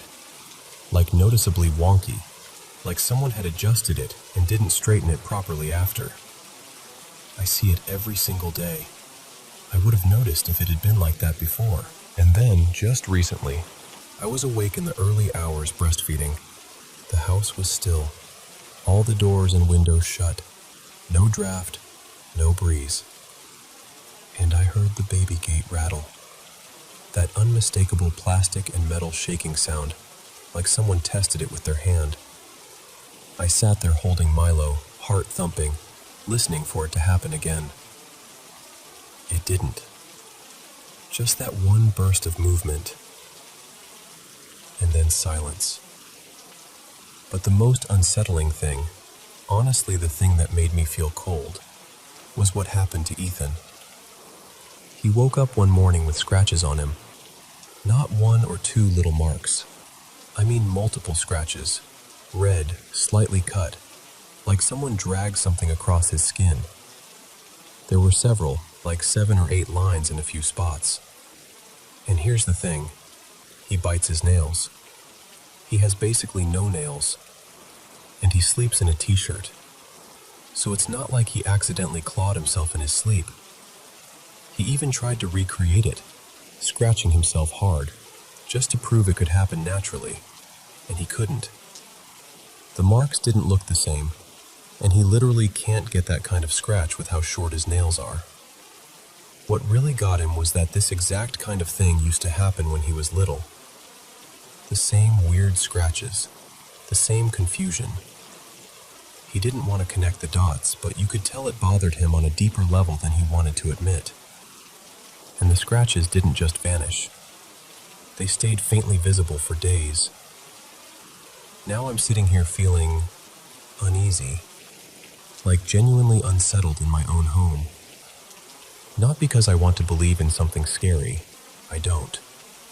I want everything to have a tidy explanation.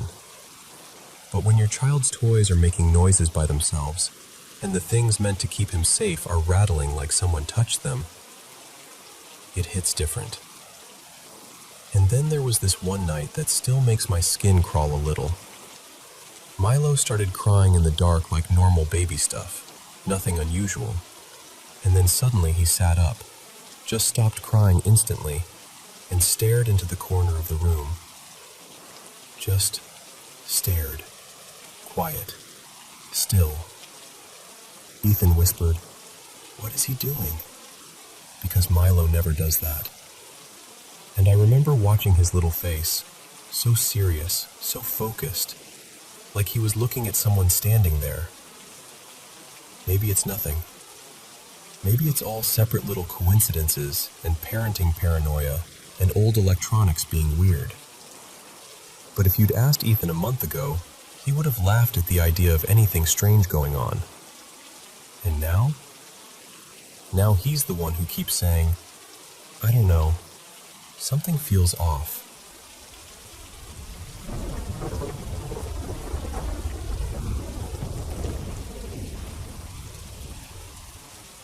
So, I've lived in Michigan my whole life. 31 years. Same general area, same familiar skies. My parents split up when I was a kid. Mom moved across town, but my dad stayed in the old house I grew up in. It's this big, stubborn, too quiet place that always feels a little too empty when you're there alone. My dad, Frank, is 68, and somehow he still hasn't retired. He's the kind of guy who treats rest like it's a bad habit. Old school, loud opinions, proud, and the type who'll climb a ladder by himself even when everyone begs him not to. He's also got this little ritual I've always loved. We'll sit out back, share a cigar, and just talk about nothing and everything. Nothing and everything. Out of all 4 of us kids, I'm the youngest, and I've always been the one closest to him. So I check in a lot. Partly because I want to, and partly because I worry he'll try to wrestle a lawnmower or a gutter problem into submission, and nobody will be there if it goes wrong. Anyway, last Tuesday evening, I'm driving back toward my apartment, and my phone rings around 8:15. It's Dad. Not unusual, but the second I answer, he goes, really casually, like he's annoyed with me. "Why do you keep telling me to come downstairs? I'm sitting right here." And I'm like, "Dad, what are you talking about?" He says, "You've been yelling up at me from the basement, telling me to come down there, like you need me." My stomach just drops, because I haven't been to the house all day. I tell him, "I'm not even there, I'm like half an hour away." And he gets quiet for a second, like he's trying to decide whether to argue or not. Then he goes, "No, I know my kids' voices. That was you. Clear as day." That's the part that got me, because it wasn't, "I heard something." It was certainty. He sounded rattled in this very specific way, like he was trying hard not to sound rattled. So I turn the car around and go straight to the house. When I get there, he's acting tough about it, but he keeps repeating, "I'm not losing it. I'm not. I know what I heard." And I tell him, I believe him. I do. We walk through every room, upstairs, downstairs, basement, closets, backyard, garage, everything. No one's there. Doors locked, windows fine, nothing out of place. Eventually he shrugs it off like he always does, but I can tell it sticks with him. A few days go by, nothing. Then the following Saturday, Dad calls me around late afternoon, says he got held up at work, and asks if I can swing by and run the sprinklers. The system at that house is old. Each section has to be turned on manually. So I'm there flipping a switch, waiting, flipping the next one, waiting. In between sections, I sit on the couch and put on some random TV just to kill time. I'm sitting there maybe 40 minutes, totally relaxed, half paying attention to whatever's on the screen. And I hear a voice. Not from the TV, not from outside. It's coming through the vents, like the sound is riding the ductwork. It's drifting up from the basement entertainment area. At first I can't make out the words, so I sit up fast and mute the TV. And then it happens again. And I swear to you, my whole body went cold, because it sounded like my mother. Clear, familiar. The exact tone she used when she wanted you to do something right now without asking twice. "Hey, can you come down here?" Then a pause. And then again, slightly different, same meaning. "Can you come downstairs for a second? Come down here, will you? Can you come down here?" Over and over, like it was trying different versions until one of them worked. But that voice was so perfect, it made my eyes sting. Like my brain didn't even have time to question it. It just went straight to recognition. And the creepiest part is, it wasn't comforting. It didn't feel like, "Oh, Mom's here." It felt like something putting on a costume and getting it almost too right. I stood there frozen, staring at the hallway like the basement door was about to breathe. Every instinct in me said, do not go down there. Not be careful. Not check it out. Just don't. So I didn't. I grabbed my keys, walked out, locked the door behind me, and went straight to my car. And then I just sat there in the driveway, heart pounding, waiting for my dad to come home because I didn't want him walking into that house alone without knowing what I'd heard. When he pulled in, I told him everything. Every detail. I tried to convince him to stay somewhere else for the night. My place, my sister's, anywhere. He listened, nodded, and then did the most dad thing possible. He shook his head, muttered something like, "I'm not letting some nonsense chase me out of my own house," and went inside anyway. And I just sat there thinking, what the hell is going on in that house? Because I can handle creaks. I can handle a weird noise. I can handle my dad saying, maybe I imagined it. But 2 separate times, voices we recognize, asking us to come to the basement? That doesn't feel like imagination. That feels like something trying to lure you.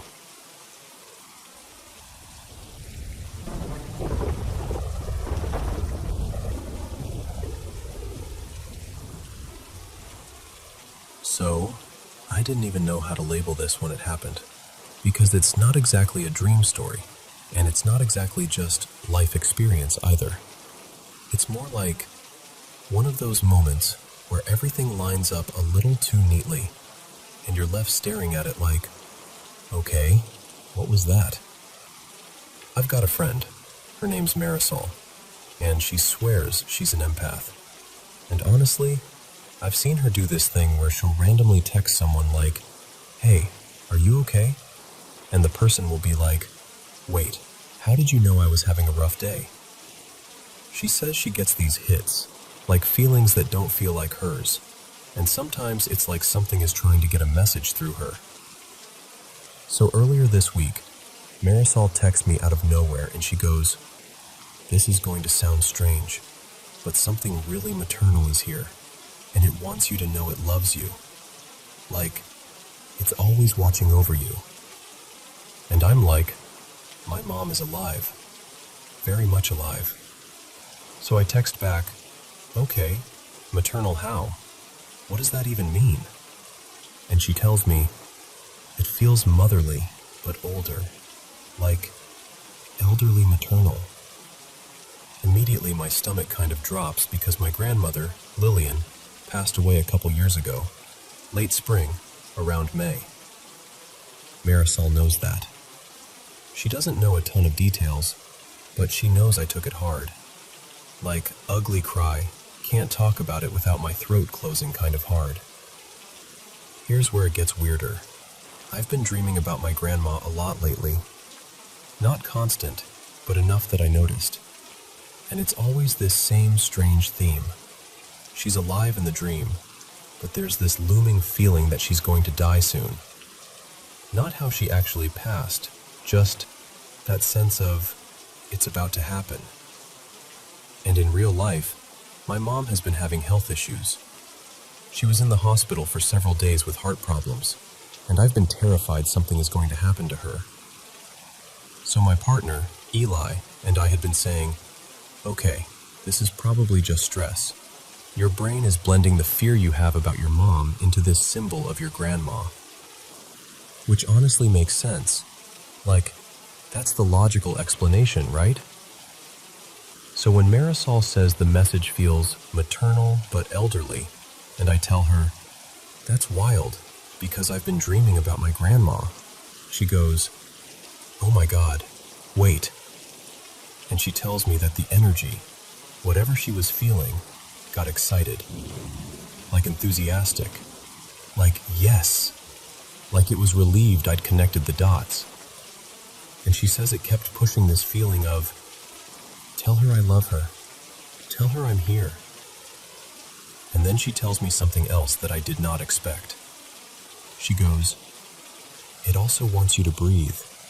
Like, slow down. Stop being so hard on yourself. Everything's going to be okay." And I'm already sitting there kind of chilled because, okay, sure, that's comforting. But then she says, and this is oddly specific, but it's telling me you need to ease up on the guy you live with, the one who isn't your husband. Like, keep the peace. He's dealing with his own stuff, and he hasn't learned what you've learned yet. And I just stare at my phone. Because yes, there is a guy living with us, Troy, my partner's longtime friend. And Troy is a lot sometimes. He's messy, a little aimless, and I get irritated because I feel like I'm always the adult in the room. But the thing is, I barely talk to Marisol about him. I think I mentioned him once months ago, and it was basically just, he's kind of lazy. Not some deep conversation about his inner wounds or whatever. But here's what really got me. Eli says almost the exact same thing to me sometimes. Like word for word energy. He hasn't had the experiences you've had. He's still figuring it out. Don't be so hard on him. And Eli has never said that to Marisol. Ever. There's no way she'd be repeating something she heard from him. So now I'm sitting there with all of these overlapping pieces. My grandma showing up in my dreams lately. My mom's health stuff putting me in a constant state of fear. My empath friend randomly reaching out with an elderly maternal message. The yes, yes reaction when I mention the dreams. The oddly specific roommate advice that matches what my partner always tells me. And I'm just thinking, what are the chances? Marisol is completely convinced it was my grandma. Like, no question in her mind. And I want to believe that. Part of me really, really does. Another part of me is like, okay, coincidence exists. Pattern seeking exists. Stress does weird things to your brain. Maybe I'm seeing meaning because I want meaning. When I told Eli, he was calm about it. He didn't try to talk me into believing or not believing. He just said, take whatever you want from it. If it comforts you, let it comfort you. There's no wrong way to hold something like that. And that's kind of where I'm landing. Because I've believed in paranormal stuff since I was a kid. I've always felt like there's more going on than we can see. But I'm also not the type who can turn my brain off and just accept something without questioning it. So I don't know. I really don't. All I know is, it shook me. In a gentle way. Like someone tapped my shoulder and reminded me to breathe. Reminded me I'm loved. Reminded me to soften a little. And whether it was truly my grandma, or my own fear and hope and grief weaving together into something that felt like her, it still kind of helped.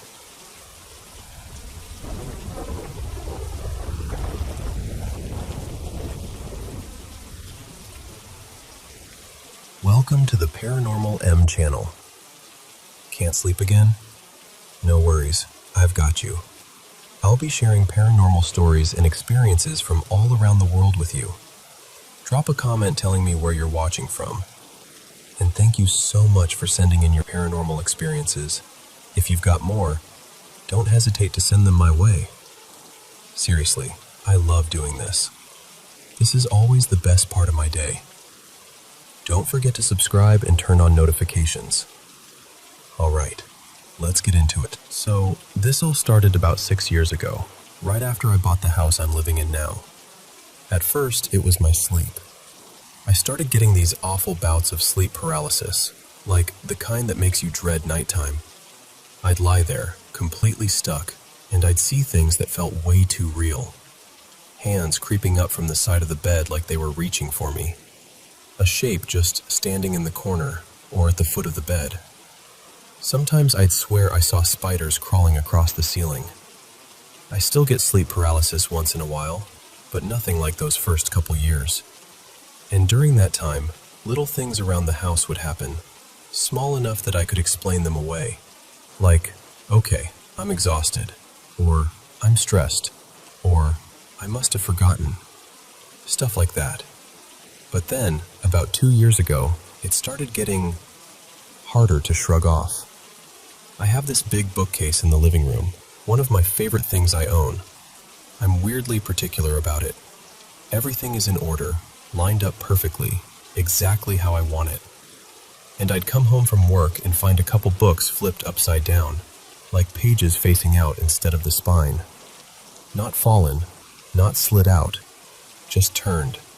Wrong on purpose, if that makes sense. Around the same time, my bedroom light started getting messed with.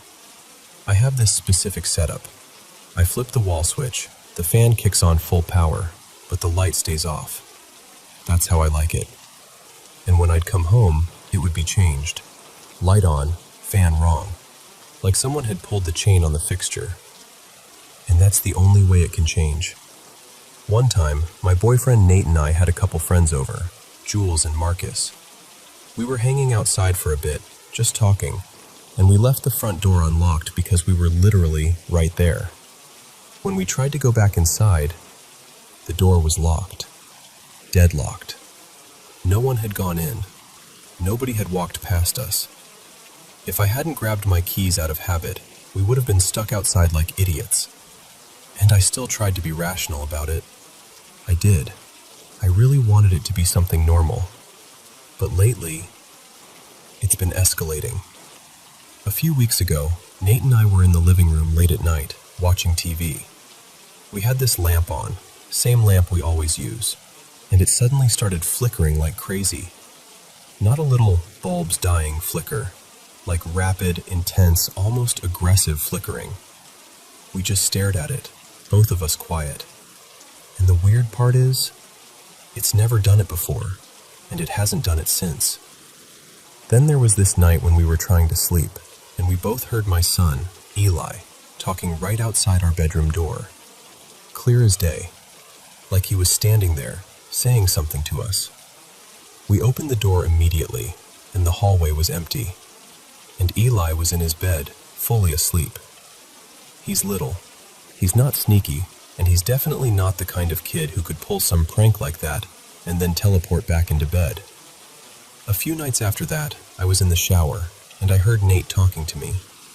It was his voice, right there, like he was standing in the bathroom having a conversation.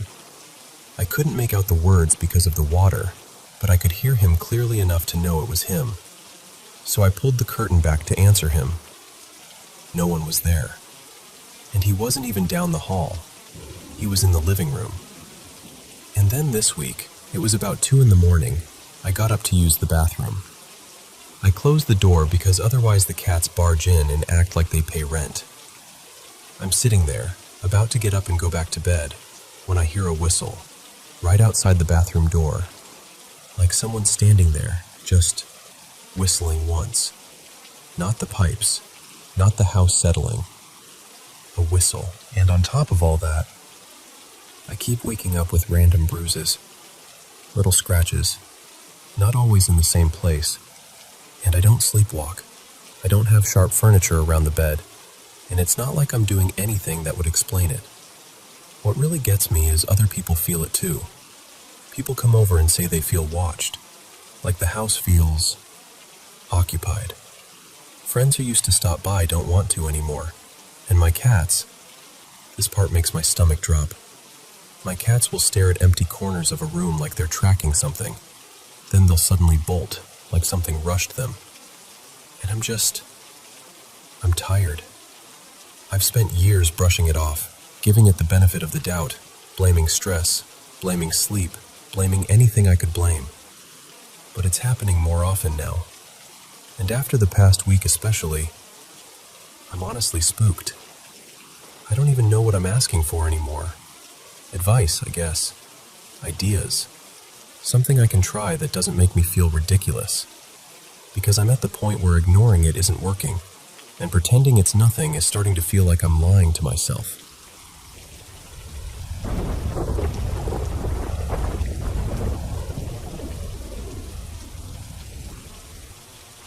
So, this happened when I was around 12, maybe 13, during one of those sticky, warm summer nights in Southern California, where it still feels like daytime, even when the sky's dark. Back then, my family lived in this apartment complex, and my friends and I had this routine in the summer.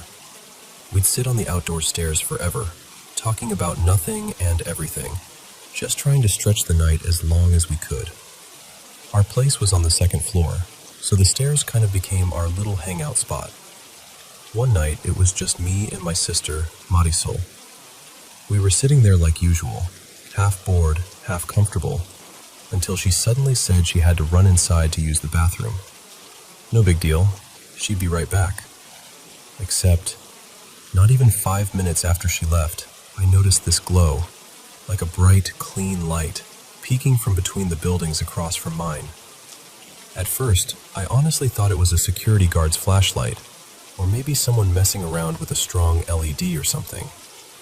But then it slid out into view, like it wasn't attached to anyone, just a light.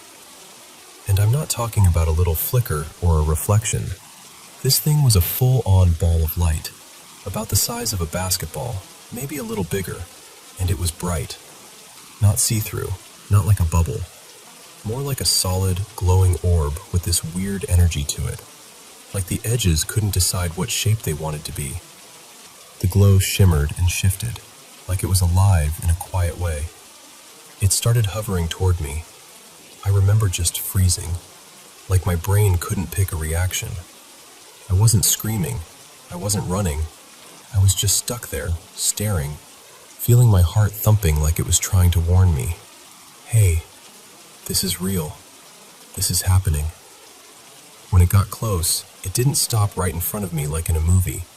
It drifted slightly to the side, almost like it was circling, and then floated behind me. I felt my whole body go tense, because you know that feeling when you can't see what's behind you, but you know something is there. Then it rose, slowly, quietly. It hovered up the stairs toward my front door and kind of wandered around up there, like it was looking for something, or like it already knew exactly where it wanted to be. I finally snapped into that panicked, desperate mindset where you just want another human being to show up so you're not alone with whatever this is. I remember turning my head, scanning the walkway, the parking lot, the corners between buildings, hoping someone would appear. A neighbor, a friend, anybody. But it was like the whole complex decided to go silent at the exact wrong moment. So I yelled for my parents, loud, like, "Mom, Dad!" the way you do when you really need someone. But either they couldn't hear me, or they assumed I was being dramatic because nothing. No one came. No one answered. And there I was, alone, just staring at this glowing orb like I'd been dropped into someone else's reality. After a minute or two, though it felt longer, it floated back down the stairs again, passed near me, and then drifted away toward the back area between the buildings across from mine. Smooth and steady, like it had done this before, like it had places to be. And even now, years later, that's the part that messes with me. Because sometimes I'll lie awake and wonder, was I being watched? Did it somehow know my sister was going to leave and I'd be alone? Was it coincidence that no one walked by? Not even once? And what if I had followed it? What would I have found behind that building? Maybe I'm overthinking it. Maybe it was some bizarre natural thing or some explanation I'll never learn. But it didn't feel like nothing. It felt intentional.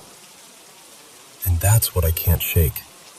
And I swear, every so often, I still catch myself thinking, has anyone else ever seen something like that? Like a glowing ball of light that moves like it has a purpose. Because if you have, I would honestly love to know I'm not the only one.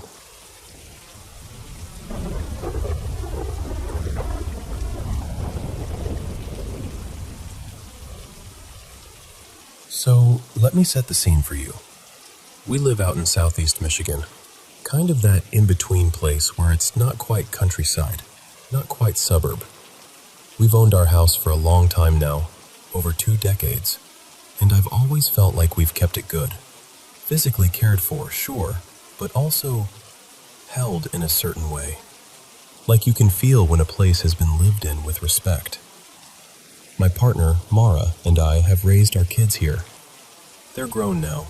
Our daughters especially are in that adult but still close phase.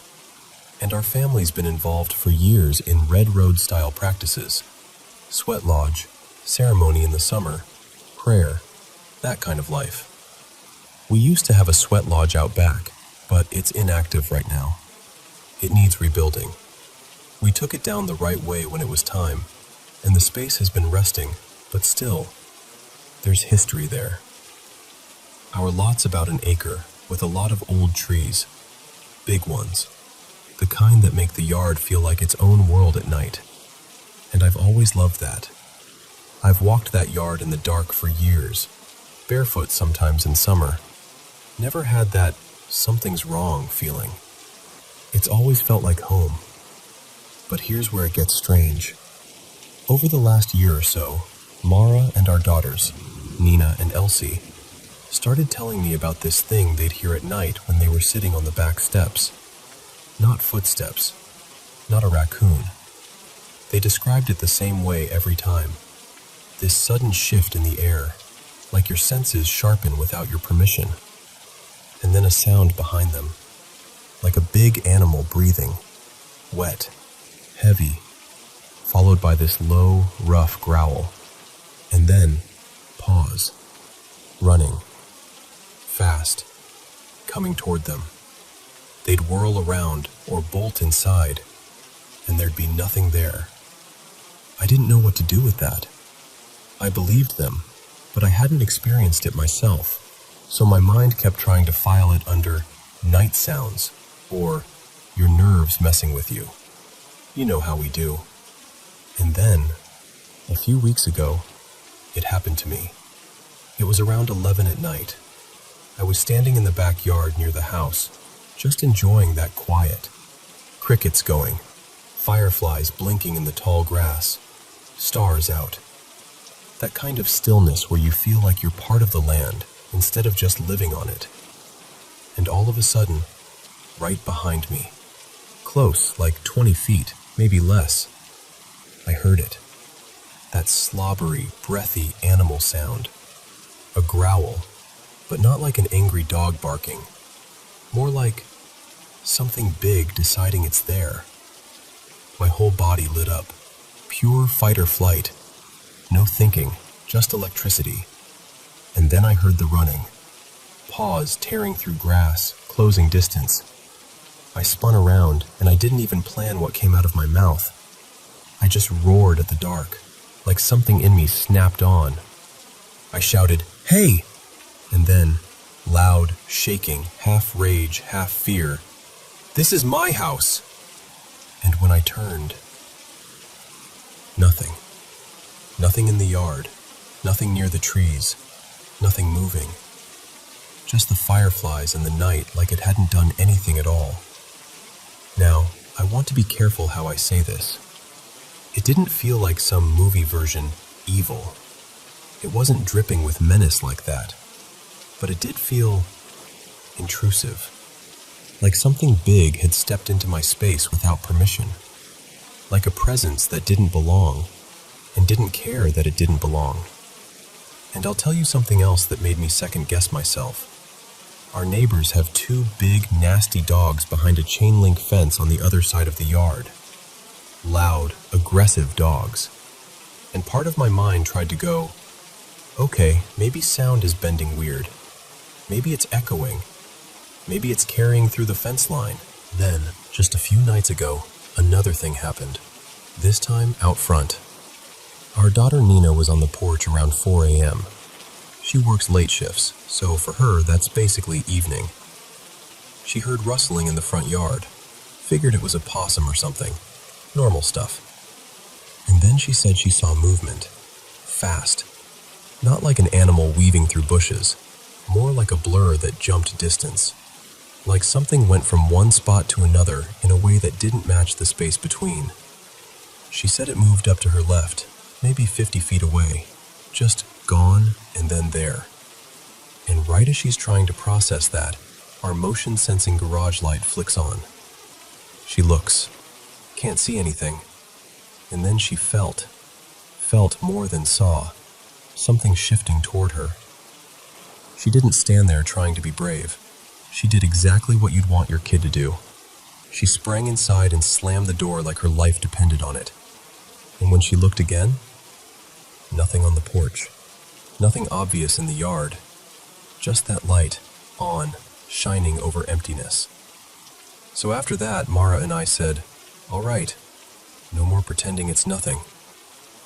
A few nights ago, we smudged the perimeter, walked the whole yard with sage, and steady, with intention. Not frantic, not scared, more like reaffirming. Like drawing a line with prayer and saying, this place is held. This place is cared for. This place is not available. Because I believe something pretty strongly. Attention feeds things. Fear feeds things. If something wants a reaction, giving it panic is like tossing it food. And I've been trying not to do that. At the same time, I'll be honest with you. I'm not walking around trembling. I'm more irritated, offended, like someone stomping around in my living room with muddy shoes. It feels like theft, stealing peace, stealing ease, and that's what gnaws at me. Not terror, the disrespect. This property has been good to us. I've got a relationship with these old trees, especially the black walnut in the back corner. I talk to it. I've leaned my forehead into its bark more times than I can count. It's given us sap I've boiled down. It held a swing when our kids were little. It shades the yard like it's doing us a favor. Even the ground feels generous here. Mycelium that pops up golden oyster mushrooms after rain. and once in a while morels like little gifts. Plants come and go, and the ones that stay feel like they belong. It's been a balanced place, and we've had years of ceremony and laughter and prayer in that lodge area. Friends gathered, good medicine, and then this. What really got me too was hearing from two of our older kids, both in their 30s now, that they experienced something similar years ago. They just didn't tell us at the time. Didn't want to freak anyone out, I guess. Which means this might not be new at all. It might just be that now it's pushing harder, or we're noticing more. We're planning to sit down with close friends of ours, Tommy and Ray, who've walked this path a long time too. We want to talk it through with people who understand the ceremonial side of things. Part of me wonders if the lodge space being idle matters. Not because we did anything wrong. We've always been careful and respectful, but because an old ceremonial space has a kind of gravity, you know? And when it's quiet for a while, maybe something decides to nose around. I don't know. I just know this. We've lived here a long time. We've treated this land like a relative, not a possession. And whatever this is, sound, presence, animal, something we can't name, it doesn't get to claim the yard with fear. Because this is our home. And I'm not interested in sharing it with something that runs at you in the dark and then hides when you turn around.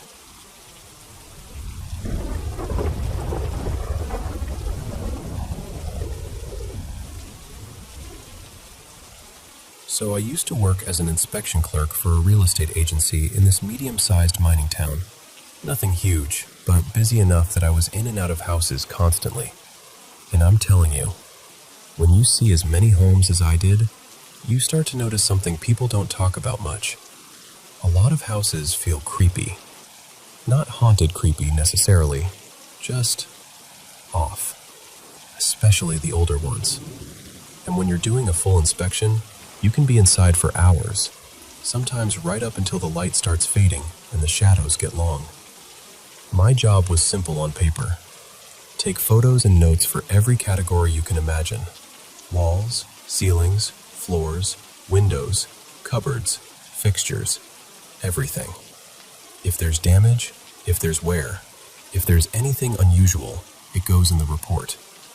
And yeah, houses make noises, clicks, taps, a little settling, pipes shifting, roof expanding when it heats up, then contracting when it cools. I'm used to all that. I'm the kind of person who explains things away automatically. But one afternoon, one of the agents, her name was Marissa, comes up to me and says, "Can you do this one for me?" I laughed a little, like, "What's the problem?" And she didn't laugh back. She just said, "I can't. I don't want to go in there again." That alone was enough to make me take it seriously. The place was an older rental on the edge of town. Weathered fence, dusty yard, one of those houses that looks tired even in the daytime. The moment I stepped through the front door, my whole body reacted. Not like fear exactly, more like this deep animal urge that said, "Get out. Something's wrong." I'm usually alert on inspections anyway, mostly because I'm always aware someone could come in behind me. So I locked the gate, locked the main door, and kept my keys in my pocket. Normal routine. I told myself to shake it off. Just a weird vibe. I started working through the front areas. Entryway, dining space, then the living room. In the living room, there was this old door that opened to the front yard, and the curtains and window fixtures were this dated style, heavy, older hardware. It made me think the house had been standing there a long time. And while I'm photographing the skirting boards, I hear it. A soft shuffle from the hallway behind me. Not a sharp footstep, not a creak. A shuffle, like someone in slippers, half awake, dragging their feet on the way to make coffee. I froze, just listening. Nothing after that. So I did what you do when you're trying to stay professional. I pretended I didn't care. Kept moving. Down the hallway, there was a mirror at the far end.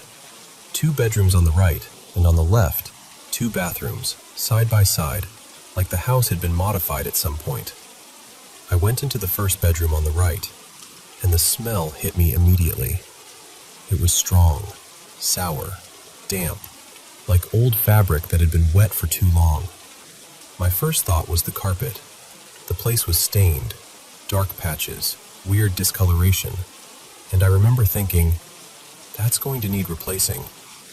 Later I found out the underlay had rotted in places. I'm crouched down, taking photos and typing notes on my phone when I hear a voice. Just a voice, out of nowhere. At first, I genuinely assumed it was Marissa calling out, checking if I was okay. So I stood up and walked back toward the front door, like, hello? No one. The house was still locked. The yard gate was still latched. No footsteps. No movement. I went back into the room, telling myself I'd imagined it. Then, while I'm looking down at a stain near the corner of the bed frame, I hear it again. A sharp, angry no. I stopped so fast, I swear my heart slammed into my throat. I just stood there, staring at the stained carpet like it had spoken to me.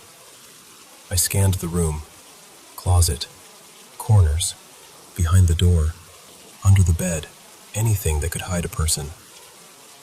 Nothing.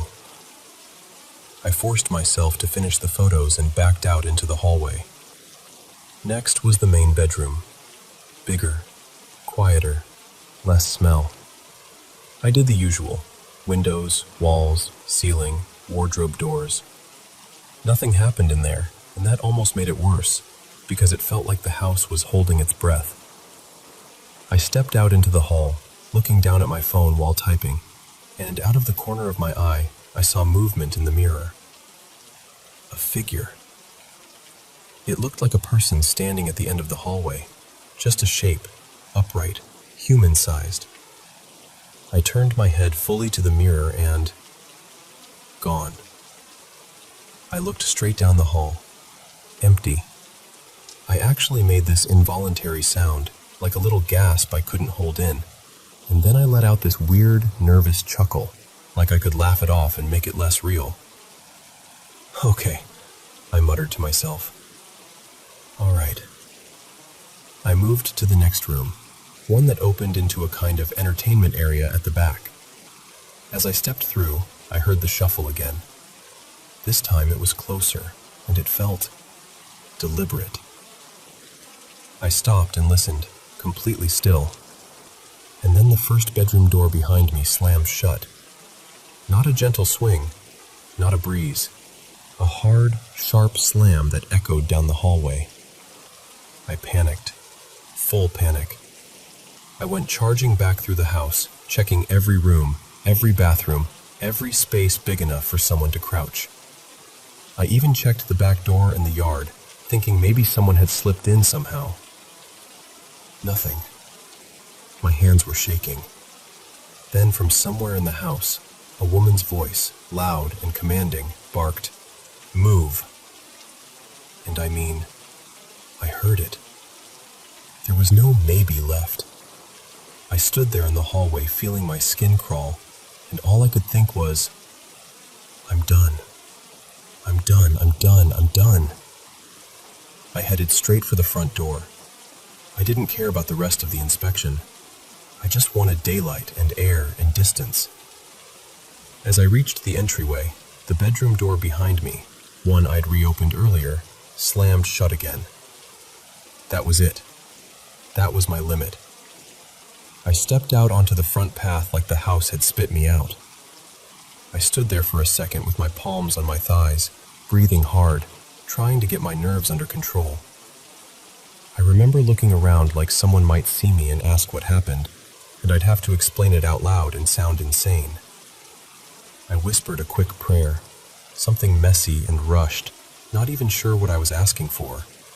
And then I forced myself back inside, because the job still had to get done. After that, it eased up. No more slamming doors. Just faint shuffling now and then, farther away as I moved through the back area. Like whatever it was had made its point. When I finally finished and went to leave for real, I unlocked the front door and heard one last word in that same voice as before. Now. I didn't even argue with it. I just said, out loud, like I was talking to an impatient stranger, Yeah, I'm going. And I got out of there as fast as my legs would carry me. What I do know is this. He vanished for months. Rent unpaid, no contact. Eventually, he was evicted. After the maintenance crew finished up, one of the guys, Dale, caught me outside the office and said, "Mate, that house is unsettling." He told me his team had their own stories. Lights flicking on when nobody was near the switches, strange noises, low moans in the hallway. The kind of stuff people say half joking, but their eyes don't match the joke. These days, I heard the mine's rented out for workers. And honestly, I haven't checked in to see how it's going. Part of me doesn't want to know.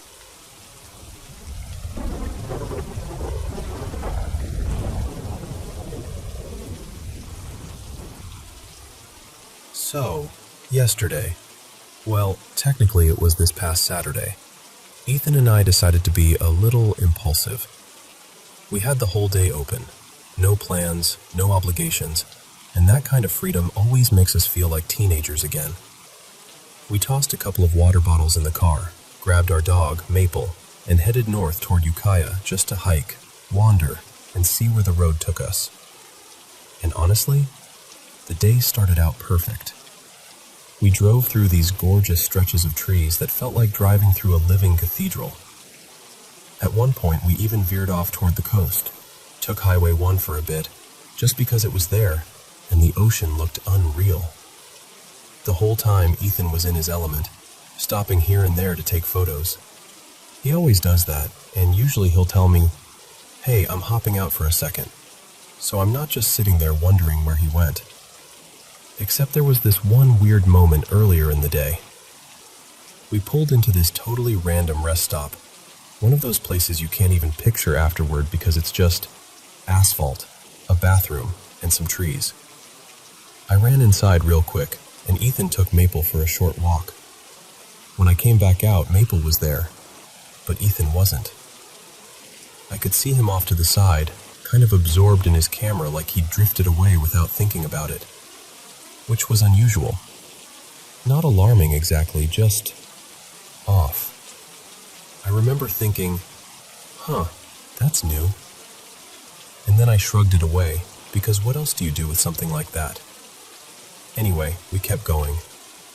We hiked, met a couple of friendly strangers on the trail, laughed at how Maple acted like every single stick was a treasure. Later, we grabbed food, nothing fancy, just one of those quick roadside meals. And of course, we got coffee. Because we're those people. We ended up with iced drinks in hand and the kind of tired happiness you only get after a full day outside. And then we started driving home. Now, here's where things get hard to explain without sounding like I'm telling a campfire story. But I swear to you, I'm telling it exactly the way it felt. There's this stretch of road between a Redwood Park area and a campground. Ethan had been talking about it all week like it was his favorite part of the whole drive. He kept saying, "Just wait till you see it. It's unbelievable." So I was expecting something beautiful. But as it got later, the light started to indicate dangerously shifting into that dusk dark, and I got this sudden heavy feeling in my body. Like my stomach felt tight and bloated, and my heart started doing that quick, nervous flutter. No reason, no trigger, just this wave of "please don't stop here." I actually said it out loud. I was like, "Hey, can we not pull over? I don't want to stop for pictures right here." And to my surprise, Ethan immediately agreed. He didn't tease me or brush it off. He just said, "Yeah, I feel weird too." So I thought, okay, we're on the same page. We'll just drive through. But then we hit this bend in the road, one of those curves that tucks you under a canopy of enormous trees, where the branches kind of knit together overhead. and the car slowed. And then it stopped. Not like he pulled over into a turnout. It just came to a stop like his foot decided on its own. I looked over at him, expecting him to shake it off and keep going, but instead he unbuckled his seatbelt. I remember saying, "What are you doing?" And he turned toward me with this blank, confused expression and said, really softly, "I don't know." And then he opened the door. Maple, who usually loses her mind at the idea of new smells or a new place, climbed off Ethan's side and came over to me. Very slowly. She planted herself on my lap and just stared straight ahead. No whining, no sniffing, no pawing at the window. Just still, like she'd turned into a statue. And the air. This is the part that haunts me. It didn't smell like a forest. It smelled sterile, like an air-conditioned off-building. That clean, chilled, artificial freshness that doesn't belong between redwoods at dusk. And everything went quiet. Not normal quiet. Not, "Oh, it's peaceful out here" quiet. More like the world had muted itself. I tried to break the tension by whistling a tiny little tune, something absent-minded, just a few notes, and it felt like the sound didn't travel, like it got swallowed immediately. No echo, no bounce, nothing.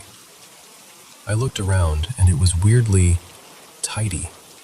No fallen branches, no mess, no brush. The forest floor looked almost staged, and I noticed something else that made my skin prickle. There weren't any other cars. No headlights, no distant engine sounds. Nobody. Not even those emergency call boxes you sometimes see. It was just us, parked under this canopy, inside this pocket of wrongness. I glanced at the clock when we rolled under the trees. 7:41 p.m. I remember because I fixate on time when I'm anxious. Ethan, despite agreeing we wouldn't stop, started taking photos, still from inside the car, like he didn't even trust himself to step out. His movements were slow, almost dreamlike, and he didn't really answer me when I asked him to just drive. And then, like a needle scratching across a record, a black car passed us, then a lighter-colored one right behind it. And the second those cars went by, it was like the pressure popped. Ethan blinked, like he'd just woken up. He rolled the windows up fast, shut the door, started the car, and drove off without me even needing to say anything. And here's the part that makes my stomach drop every time I replay it. When we were fully out of that stretch, I looked at the clock again. It was 8:16 p.m., but it genuinely felt like we'd been stopped for maybe 5 minutes. A short, tense conversation, a few breaths, a few pictures. That's it. And as we pulled away, right as the trees started to thin, some bird, somewhere up in the dark, whistled back the exact little tune I'd done earlier. Same notes, same cadence, like a reply. Maple didn't move off my lap until we passed the campground area. Not even once. She stayed pressed into me, rigid and silent, like she was waiting for permission to relax again. Later, once we were somewhere normal, somewhere with streetlights and other cars and the feeling of reality, I tried to talk it through with Ethan. And he looked at me and said, "I don't remember any of it." He remembered entering that canopy, and he remembered driving out. But the middle? The stopping? The open door? The windows? The photos? The time jump? Nothing. So now I'm sitting here trying to tell myself there's a reasonable explanation. That we misread the clock. That we were more tired than we realized. That the light played tricks. That anxiety makes time feel strange. But I'll be honest with you. It didn't feel like anxiety. It felt like something else reached in and grabbed the moment. And I keep going back to that sterile smell and Maple's stillness and that bird repeating my tune like it had been listening the whole time. So, yeah, That's what happened. And if you've ever driven through that area, between the redwoods and those campgrounds, have you felt anything like that? Even just a weird gap in time, or a sudden wave of dread, or like the world got too quiet.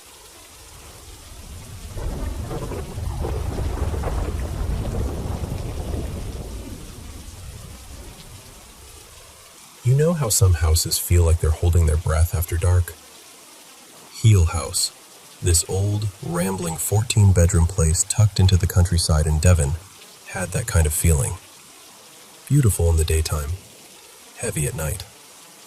And then, on certain nights, no pattern, no warning, she'd appear. The first time someone mentioned it, I brushed it off. Guests would whisper about a woman in pale, old-fashioned clothes. Late Edwardian, they said, moving through the corridors like she belonged there.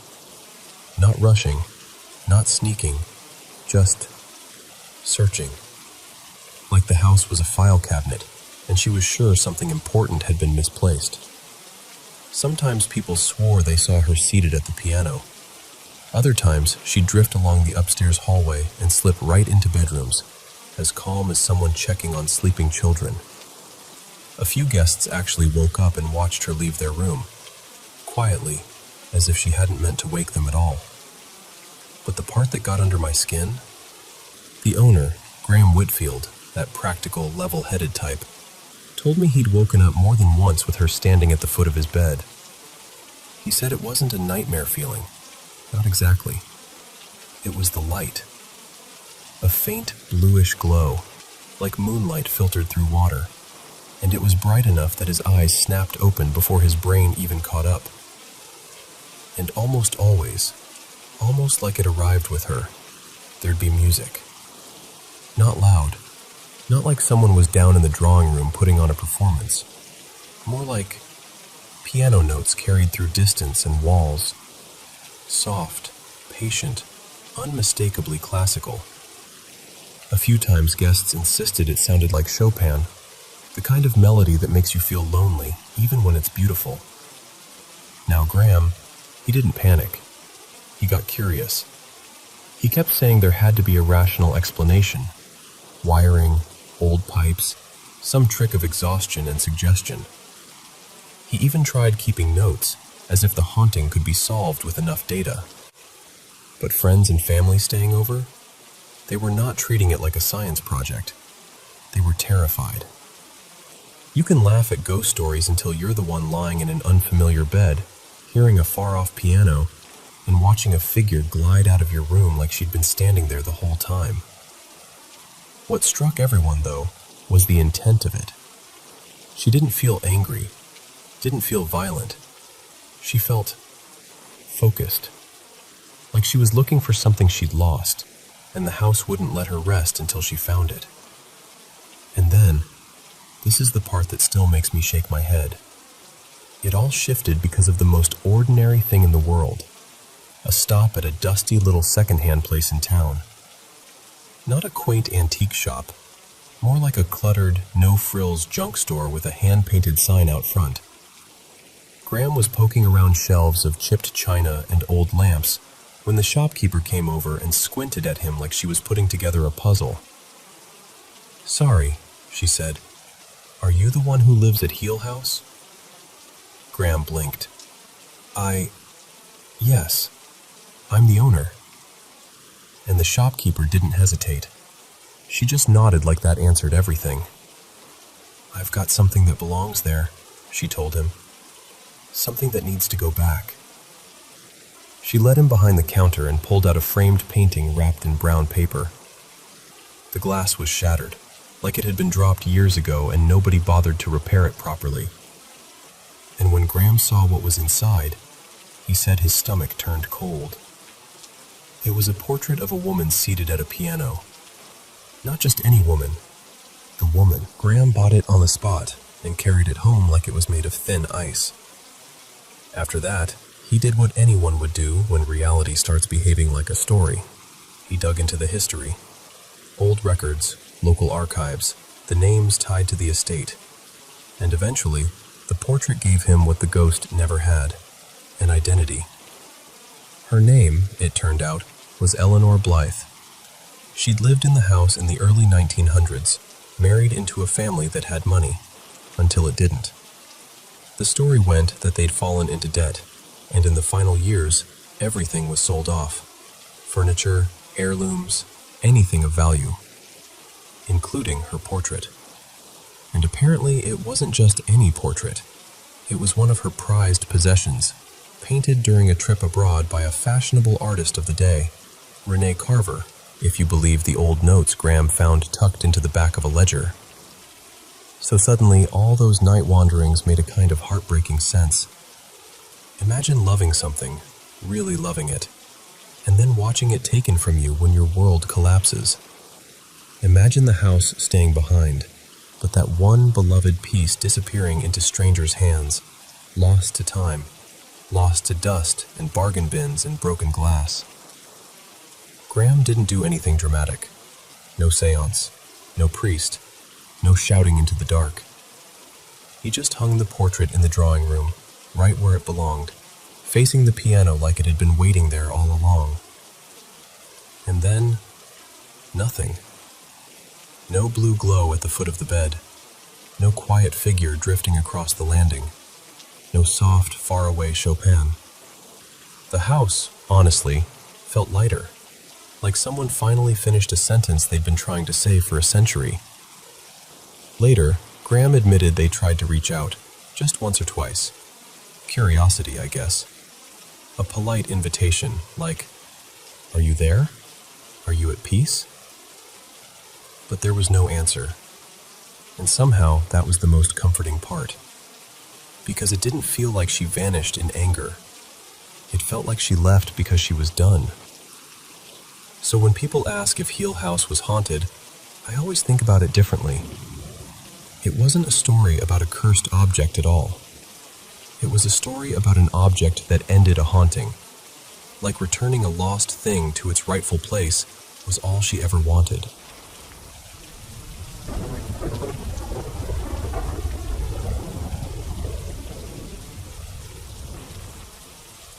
Hey, so this is kind of a heavy one, but I'll try to tell it the way it happened to me.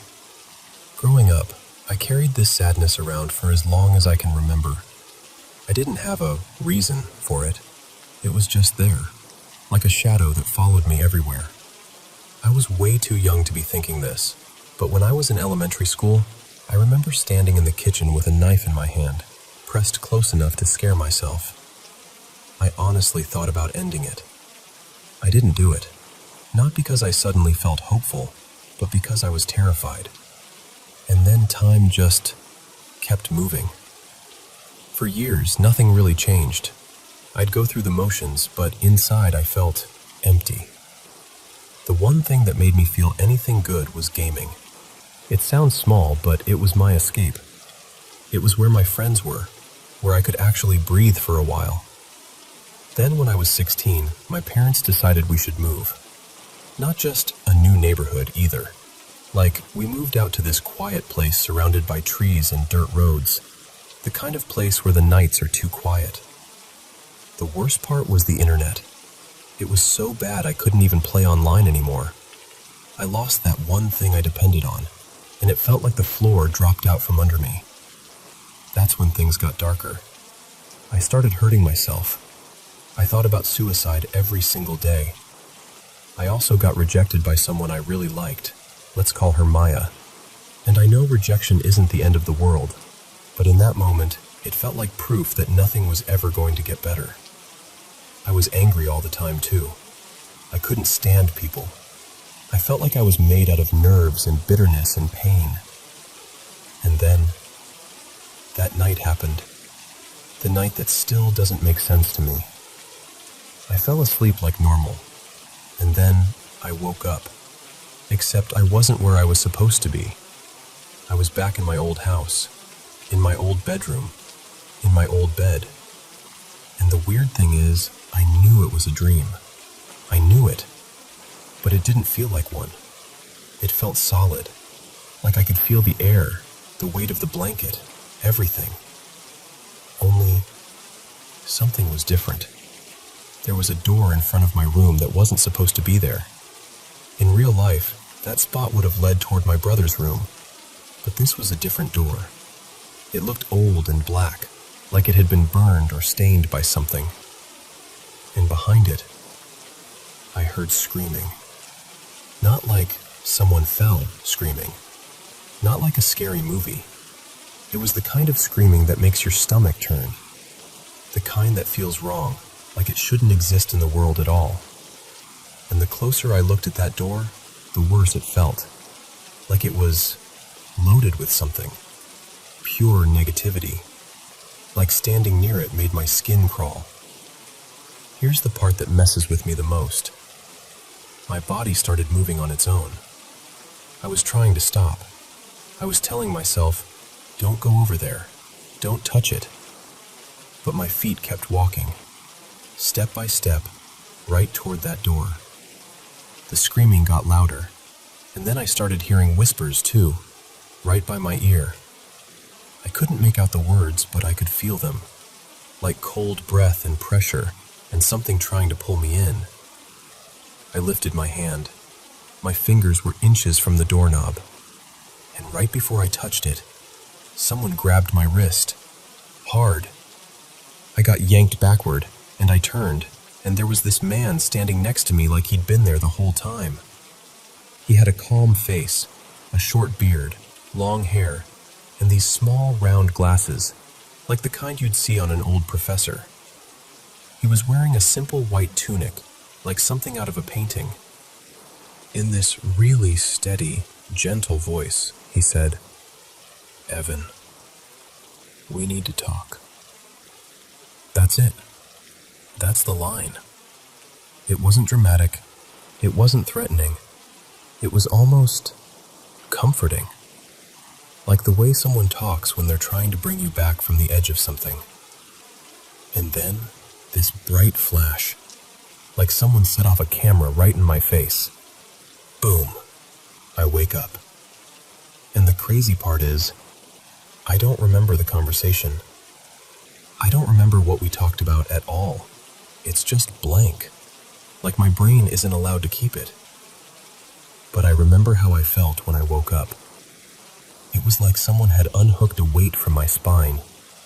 Like a mountain had been lifted off my chest. All the stress, the fear, the anger, the constant darkness, it was just gone. Not smaller, not manageable, just gone.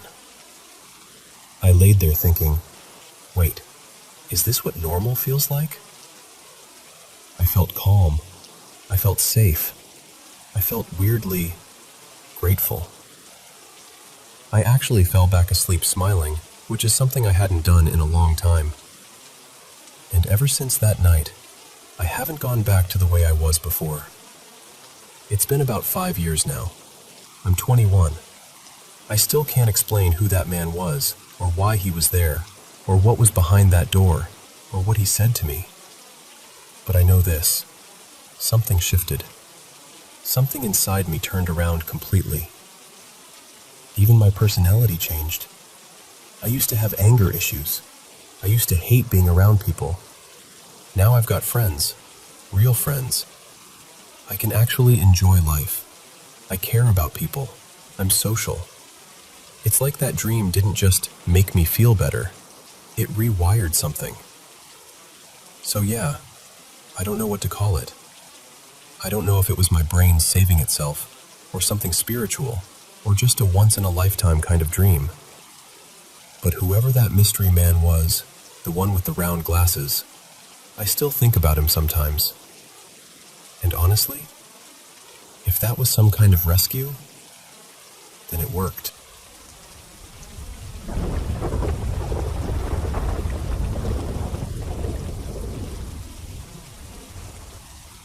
So, we moved into our place back in late 2020, right as everything was getting cold and quiet for the year.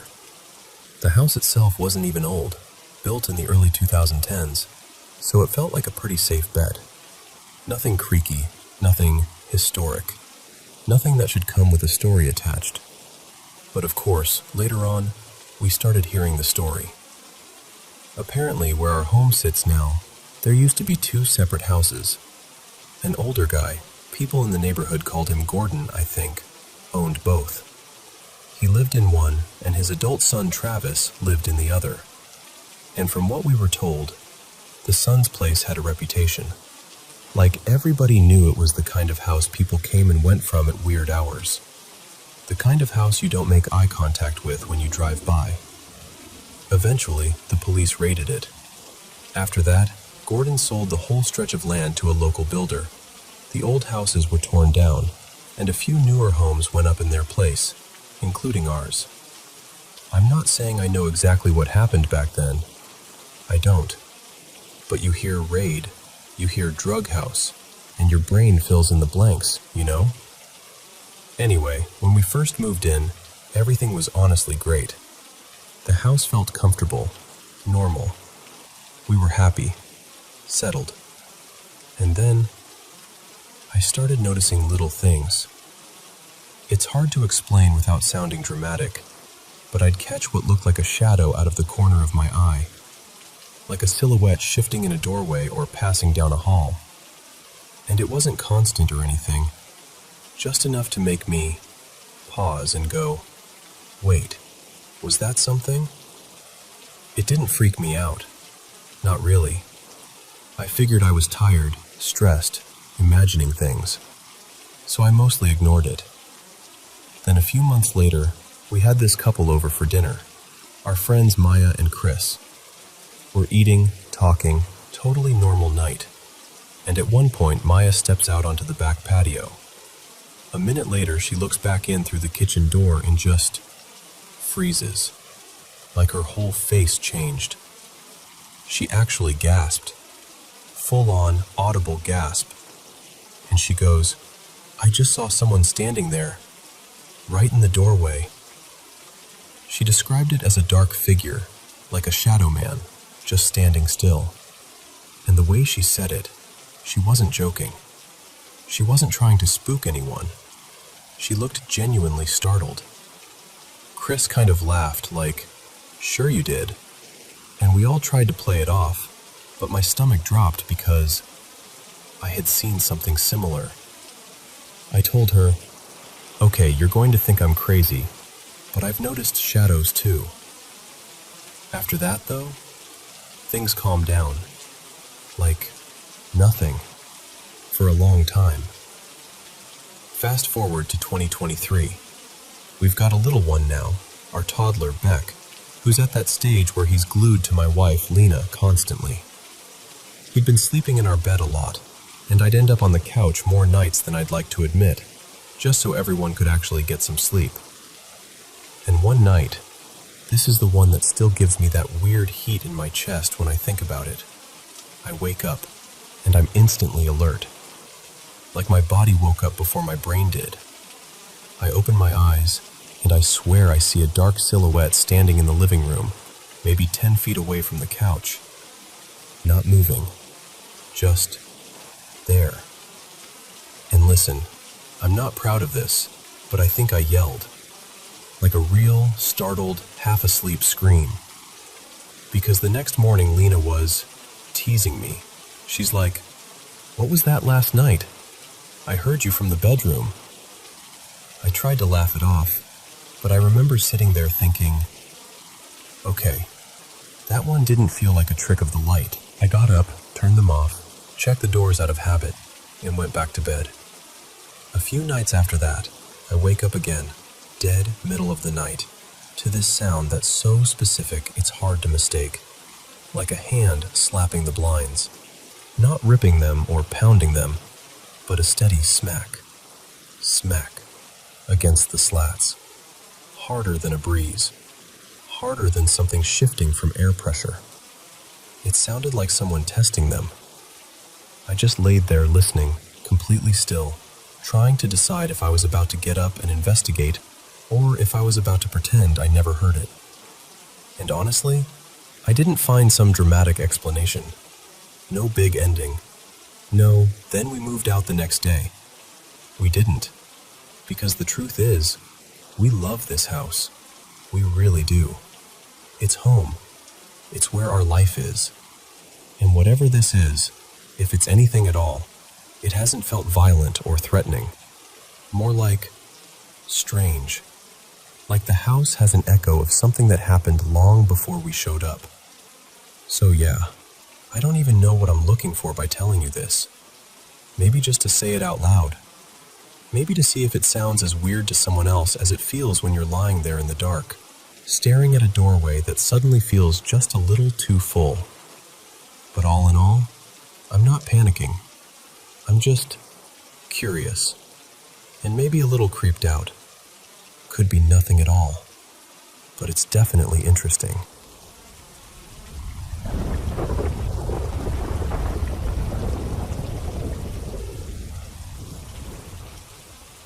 So, let me take you back to the early 90s, around 93, I think. I was about 8, maybe 9, and my baby sister Ellie had just arrived, so our little place suddenly felt tiny. There were 6 of us all together, and because money was always tight, we'd been on a council waiting list for what felt like forever. When we finally got offered a house, it felt like we'd won something. It was a pretty normal 3-bedroom semi with a big back garden. Honestly, the garden was amazing. For a few weeks, everything was fine, even exciting. And then, something shifted. I was a laid-back kid. No big fears, no anxiety, nothing like that. But about a month after we moved in, I started getting this creeping unease. Like the air inside the house had weight to it. That's the only way I can describe it. Like you were walking around with something pressing down on you. The worst of it was in the bedroom I shared with my older brother, Callum. During the day it was faint, but at night, it was like someone was there, watching. Not in a dramatic Hollywood way, more like that awful feeling you get when you're sure you're being stared at, even though you can't prove it. Then came the sounds.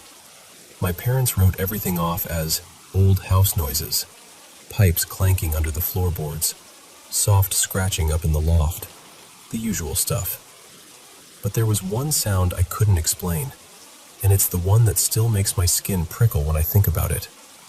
It was like whispering, like a television turned down so low you can't catch the words, only the shape of them. A muffled, bassy murmur.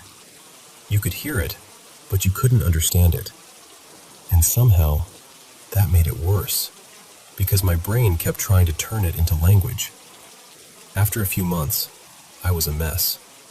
I'd sit at the top of the stairs crying, night after night, too scared to go into the bedroom, too scared to even turn around and look down the hallway behind me.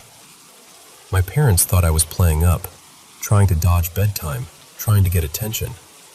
So they ignored it. And most nights, I'd just fall asleep right there on the landing. Then one evening, my mom and dad had a neighbor over. Just a casual drink, a bit of a chat. I remember lying there on the stairs, pretending I was asleep, listening. My mom started telling her about me, the crying, the fear, the strange things I'd been saying. And the neighbor, this woman named Denise, gave a little laugh and went, "Oh, it'll be old Arthur then." I remember lifting my head like, "What?" She said there'd been an elderly man living in the house before us.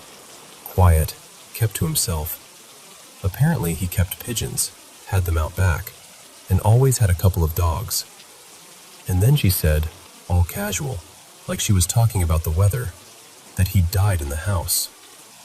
And nobody found him for ages. Not days. Months. She said the council only got involved because the garden had turned into a jungle, brambles everywhere, and people started complaining about the smell. The place had been empty for a while after that, while they cleaned it and made it fit to rent again. I don't know what happened in my head after hearing that, but it was like a switch flipped. I went from frightened kid scared to absolutely convinced something was wrong in that house. My parents finally clocked that this wasn't me being dramatic. Not long after, we managed to do a house swap closer to my nan, who wasn't well at the time. We stayed in that place about a year in total, but it felt longer, like it left a mark on me. And here's the part that gets me. I got chatting to one of his colleagues. Her name was Mariah, and we started talking about the old area. Somehow that house came up.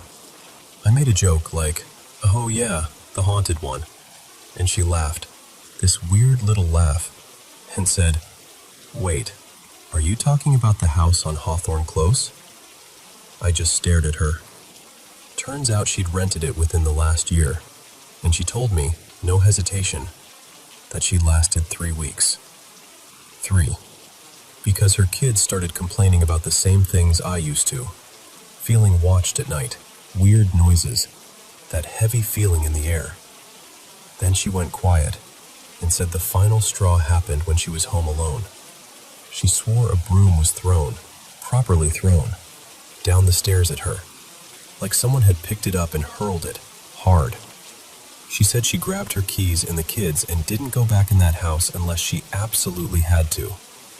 And the cherry on top?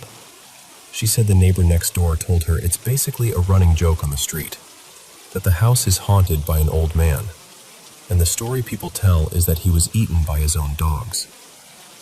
I just sat there, listening to her, feeling about 8 years old again, because for years I had told myself it was nothing, that I was a kid in a dark house, letting my imagination run wild, that my brain was just filling in gaps. But hearing someone else, years later, no connection to me, describe the same feelings, the same sort of experiences, it was strange, kind of bittersweet. Like that chapter of my life reached out and tapped me on the shoulder and went, "You weren't imagining everything."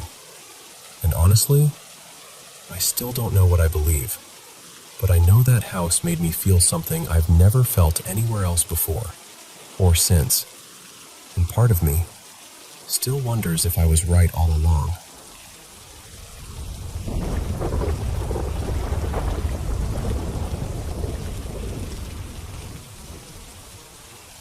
So, this happened a few years back when I was working nights at a big retail store in Conroe, Texas, around 2018 or so. I was pretty close with a coworker named Marisol. She was older than me, the kind of woman who always showed up and did her job, but you could feel this quiet weight around her, like she'd been carrying something heavy for a long time. One afternoon, she pulled me aside and asked, real softly, if I'd be willing to stay the night at her place on a certain date. At first I thought maybe she was sick or scared to be alone, but then she told me why. It was the anniversary of her son's death. She'd been thinking about reading his autopsy report, but she didn't know if she could handle it. And she lived alone, no family nearby, no one to sit with her or distract her, even just for one night. I told her yes, of course I did. And then I went home and tried to carry on like it was just a normal plan. But the next night, before I ever went to her place, something happened that still makes my stomach flip when I think about it. I was at home, doing one of my favorite things, coloring. I had one of those super detailed fantasy coloring books. You know, tiny patterns, vines, animals hidden in leaves. I was totally relaxed. And then, out of nowhere, it was like my brain got hijacked. I didn't see something with my eyes. It was more like a sudden memory that didn't belong to me. A man's image just snapped into my mind, sharp as a photograph. He looked ordinary, but weirdly specific. Buzzed hair, a baseball cap, an old white sleeveless shirt, and faded denim jeans. The kind that look like they've been worn every day for years. And the part that made my skin go cold, he was missing part of one ear, like it had been torn or blown away. I could not shake it. I tried going back to coloring and telling myself, okay, that was a random intrusive thought. But it wouldn't stop. The image stayed planted in my head. And then came the words. Not like I heard a voice in the room, more like a sentence drifting through my thoughts that didn't feel like mine. Tell Mama I'm okay. I'm all right. It just kept repeating, over and over. Tell Mama I'm okay. I remember actually putting my pencil down and sitting there like, what is happening to me? Because I'm not someone who normally has experiences like that. I don't mess with seances. I don't go looking for ghosts. I'm just me. Finally, in my head, I kind of snapped back at it, at him, at whatever it was. Like, who are you? Why are you in my mind? And the only thing that came back was the same message. Tell Mama I'm okay. Then another phrase dropped in, just as clearly. Blue flowers. Tell her about blue flowers. She'll know. That's when I got scared. Not horror movie scared. More like, this is going to break somebody's heart scared. Because I knew exactly who Mama was. And I avoided Marisol the next day. I'm not proud of that, but I did. I kept thinking, what if I'm wrong? What if I say this and I hurt her and I look completely unhinged? I hadn't even known what her son looked like. She'd never described him. She'd never told me how he died. So why did I have this whole picture in my head? I asked another coworker, someone I trusted, without giving all the details, just enough to say, something weird happened, and I think I need to tell Marisol something, but I'm terrified. And my coworker just looked at me and said, if it's for her, you have to. She didn't interrupt once. She just stared at me, like she was trying to decide whether I was lying or crazy or something else. And the second I finished, her face crumpled. She broke. Not just teary-eyed, she collapsed into this deep, shaking sob that sounded like it had been stored up for years. I panicked. I grabbed her hands. I started apologizing over and over like, I'm so sorry, I shouldn't have said anything. And she cut me off. Through tears, she said, No, don't you apologize. Then she told me the truth she'd never said out loud at work. Her son had taken his own life. He shot himself in the head. And that's why, the ear. Then she said, almost whispering, and his favorite flowers were bluebonnets. I swear to you, I felt my whole body go numb. She told me she'd been praying, begging, really, for a sign. She wanted to know if she should read the autopsy report, if it would bring her closure or just rip her open again. And she'd asked him specifically, if you don't want me to read it, please send me something, anything. And then I showed up with a message. Tell Mama I'm okay. Blue flowers. We stood out there in the parking lot for a long time. The air felt thick, like the world had slowed down around us. I hugged her, and she kept repeating, He's okay. He's okay. I went home that night and just sat in silence. I couldn't even explain what I was feeling. I wasn't proud or excited or anything like that. I was just stunned. And honestly, a little shaken. Because nothing like that had ever happened to me before. Not once. And it never happened again. So I still don't know what I am in that story. I don't know if I was just in the right place at the right time, or if, for one strange moment, I was a conduit for something I can't explain. All I know is this. It felt like he didn't want her to hurt herself by digging into details she could never unsee. It felt like he wanted her to hold on to the only thing that might actually bring her peace. That he was okay. And sometimes, even now, I wonder, why me? Why that night? Why did it come through so clearly? I still don't have an answer, but I'll never forget it.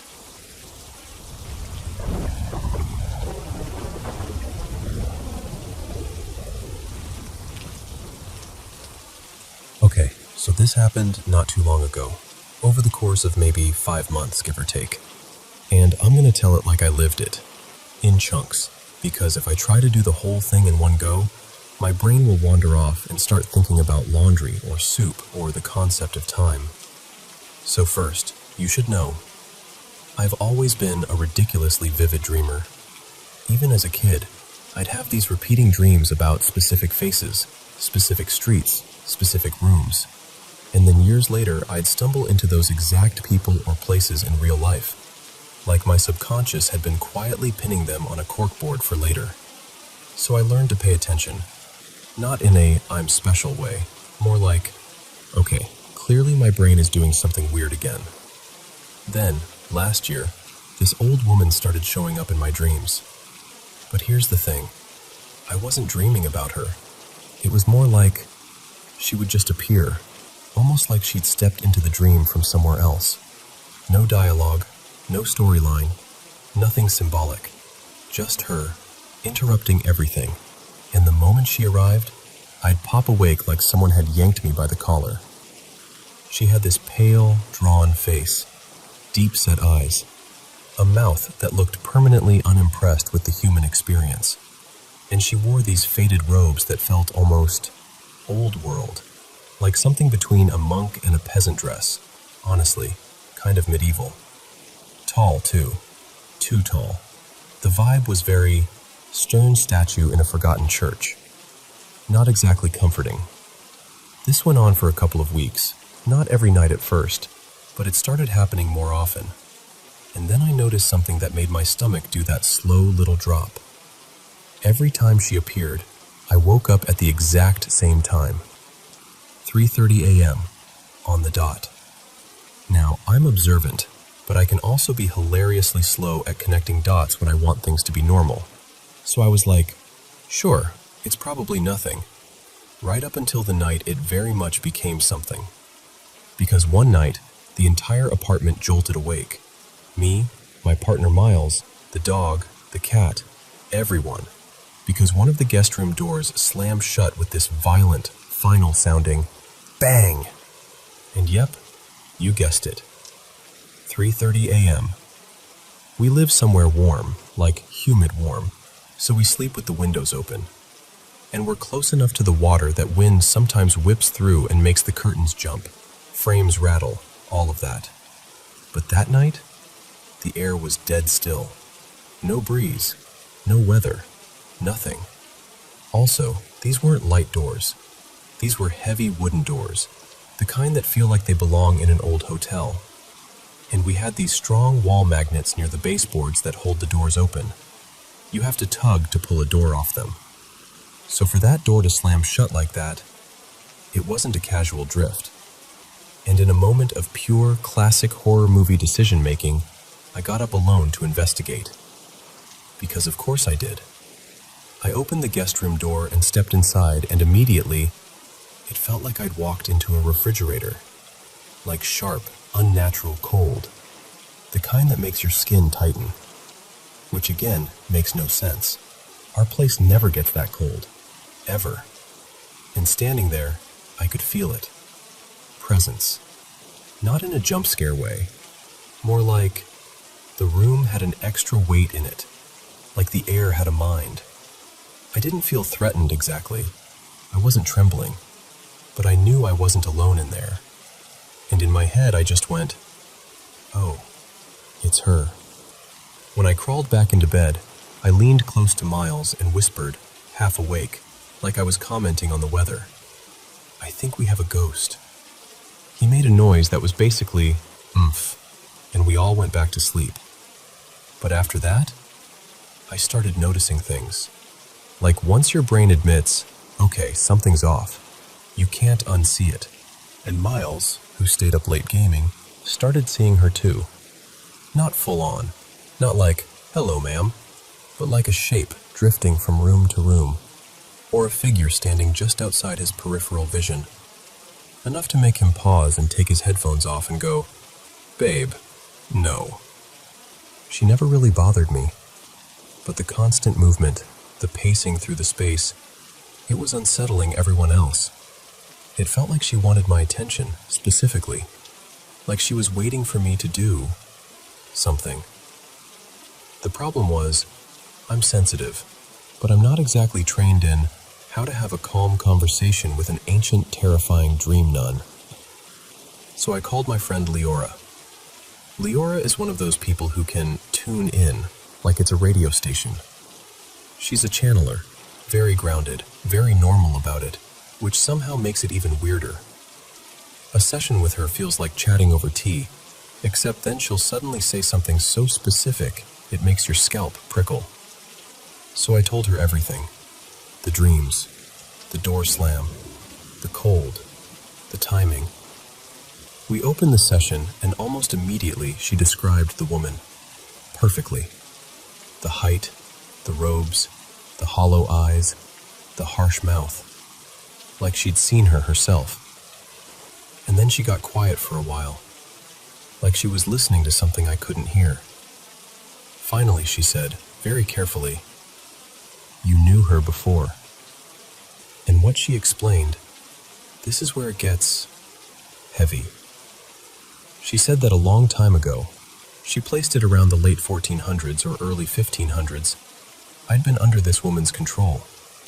Not a friendly mentorship, more like captivity dressed up as teaching. That I'd lived in her house, kept hidden, learning practices I didn't fully understand, working with energies that weren't exactly benign. That she dictated everything. When I slept, when I ate, whether I was allowed outside. That the relationship was power-heavy, manipulative, and that she benefited far more than I did. And I remember sitting there like, okay, cool, love that for me. So I asked the obvious question, why now? What does she want? And Leora said, she wants to teach you again. She thinks it's her turn to come back into your life, to help sharpen your intuition. She'll wait until you're ready. And if you don't want this, she will leave, but you have to tell her to. Then she checked in with my guides, because yes, apparently I have a celestial advisory board, and their energy was basically one big caution sign. Like, be careful. If you engage, be crystal clear on your boundaries. And also, this part made my stomach twist. She warned that the darker energies connected to that old life might still recognize me.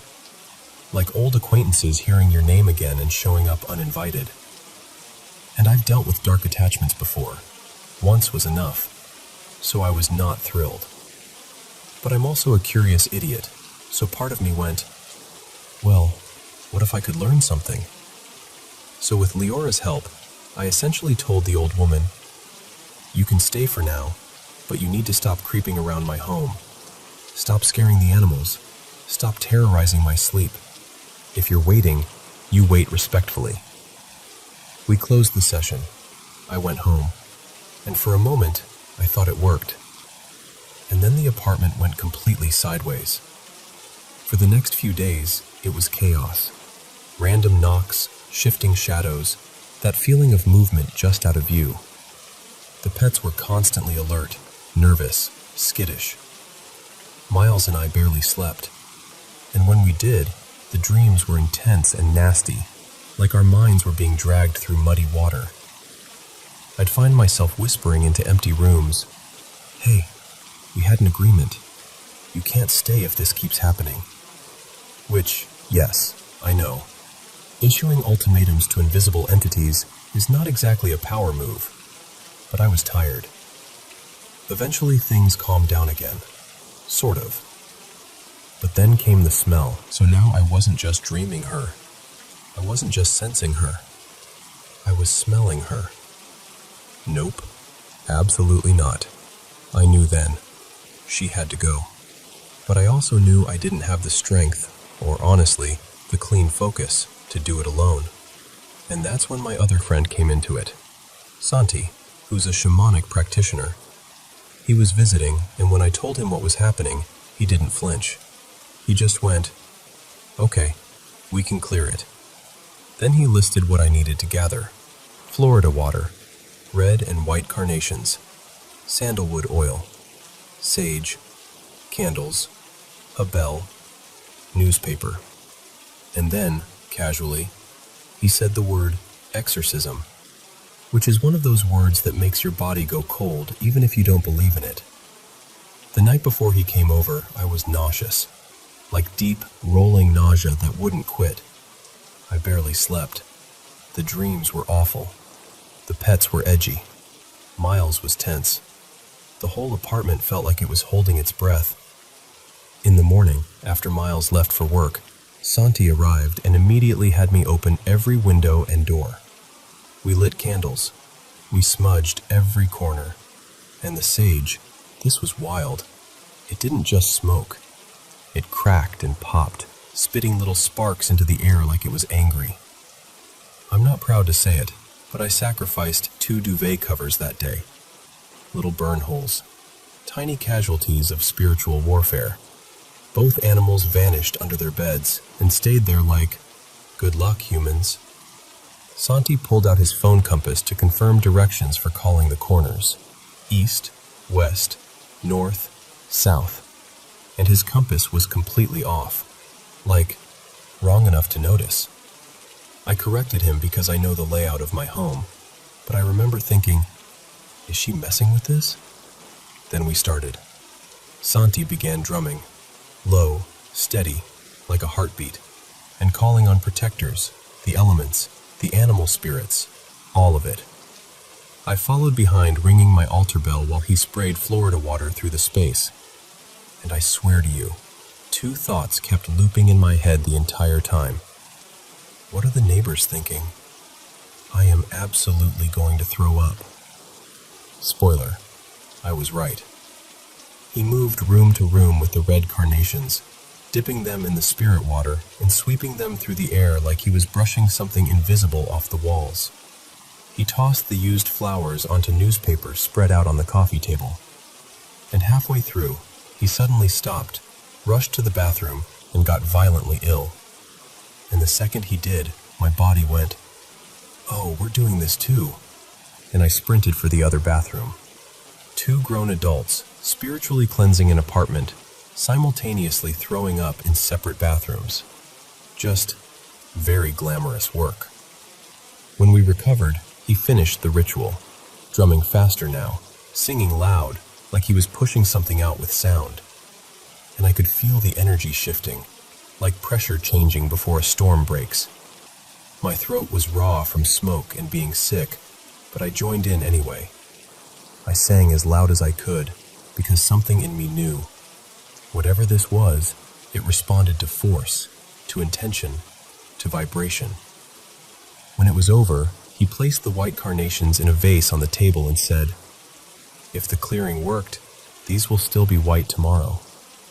After he left, I wrapped the red carnations in newspaper and carried them down near the shoreline and buried them under a big tree. Something thick and rooted, like it could hold what I was releasing. I didn't even have the energy to analyze how the apartment felt afterward. I just collapsed into bed and slept for hours, mourning my poor, scorched bedding like a responsible adult. The next morning, I woke up and went straight to the vase. The white carnations were still white. And later that day, I buried them too, under a different tree in the park, and I was suddenly starving. I went home to an apartment that felt normal, quiet, ordered, like the air belonged to us again. I kept paying attention for days after, waiting for 3:30, waiting for the cold, waiting for the smell, waiting for her shadow at the doorway. But she was gone, and nearly a year later, still gone. So, yeah, that's the story. I know it's a lot. My life has been sprinkled with weird, spooky things like that. But this one really left a mark. If you ever want to hear another, you tell me.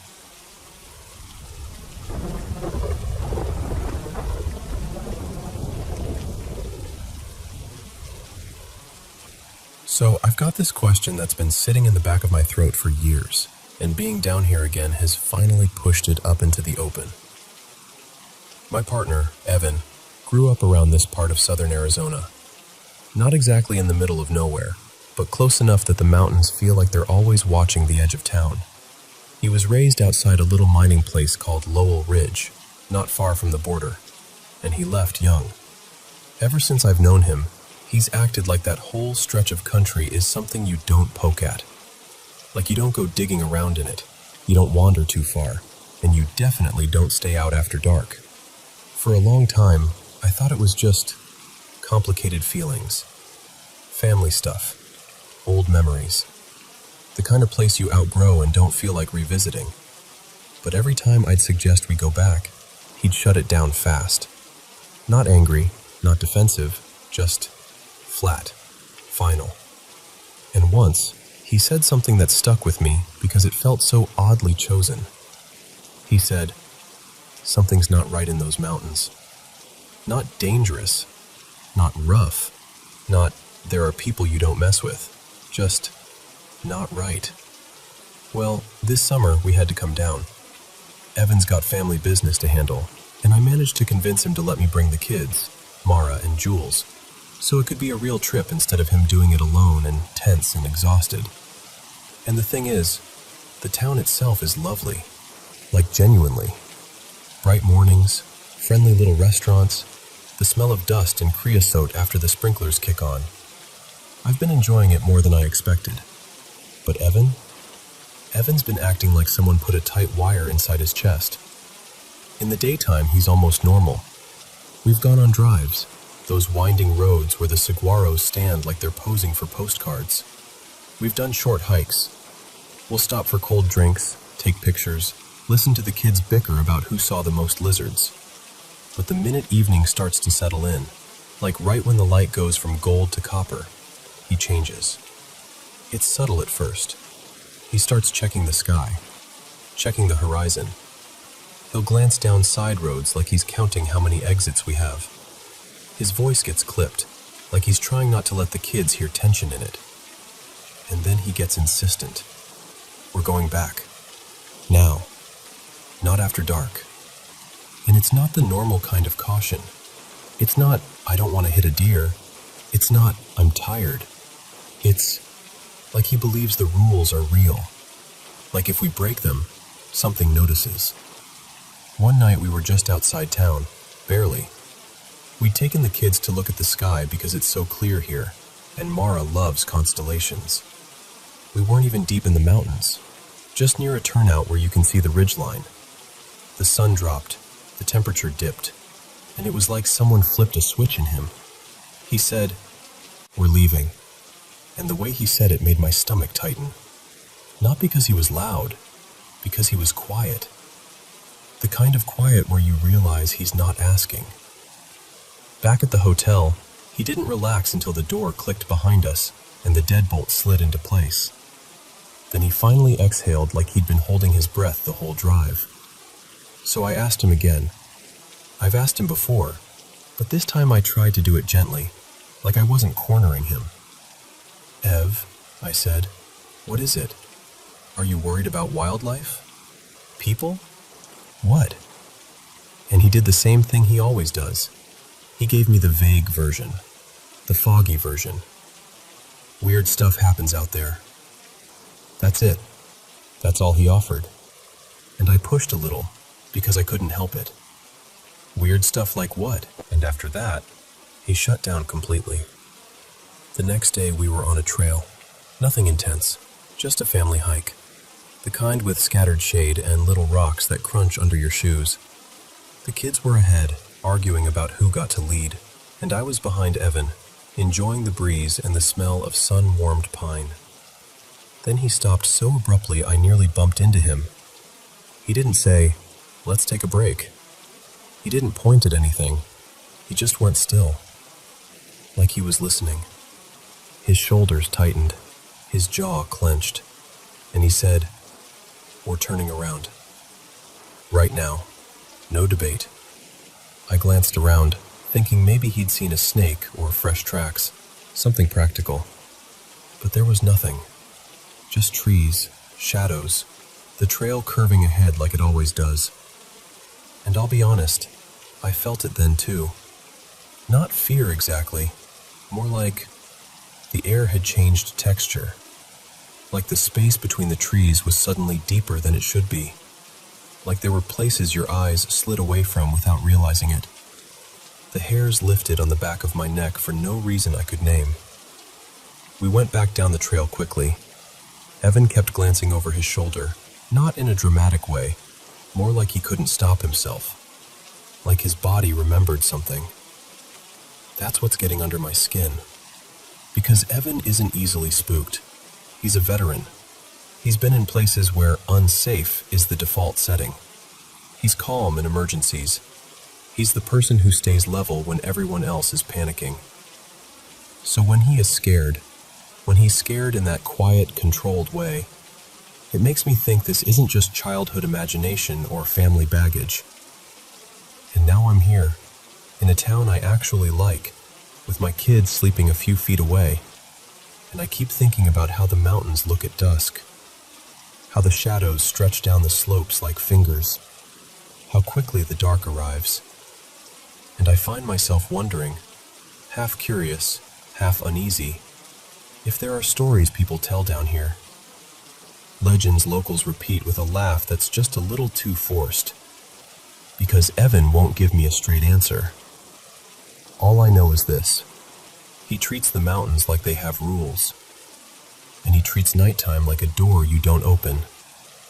So if there's a myth for that, if there's a name for the thing he's afraid of, I feel like I need to hear it. Not to prove him right, just to understand what he's been carrying all these years. And why, the moment the sun starts to slip, it feels like the whole landscape is holding its breath.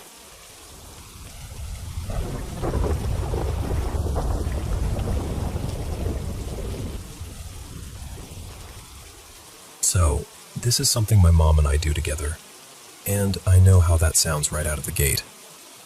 We go on paranormal investigations, like, for real, weekend trips, late nights, flashlights, recorders, the whole thing. And honestly, it's been weirdly healing for us. We used to butt heads a lot, but when you're standing shoulder to shoulder in an empty building at 1 a.m., you learn how to trust each other again. We've traveled all over the Midwest, old schools, abandoned hospital wings, a former psych facility once that still gives me chills to think about. But the story that sticks with me most happened at this one big old estate. It's not a manor anymore, not officially. These days it's used for something else, and they don't really want public ghost groups coming through like they used to. So I'm not saying where it is, and I'm not using the real names.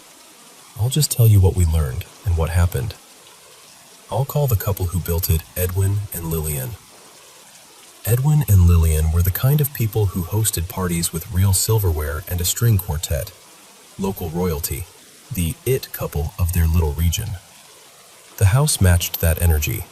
Basement, 3 full stories, attic, and a ballroom on the top floor because Lillian loved to entertain. And this was back when indoor plumbing with hot and cold water was something you bragged about like it was a sports car. But the thing is, Lillian was bold. She liked European art, Renaissance stuff, and she had this mural painted on the ceiling of her bedroom. A woman in it, kind of sheer and dreamy and unapologetic. Lillian loved it. The town? Not so much. People came over, saw it, and suddenly Lillian wasn't charming anymore. She was scandalous. The invitations dried up. The smiles turned thin. And while all that was happening, Edwin kept getting pulled away for legal trouble, months at a time, not just in their local courts, but out east in D.C. So Lillian was stuck in this massive house that had been built for laughter and music.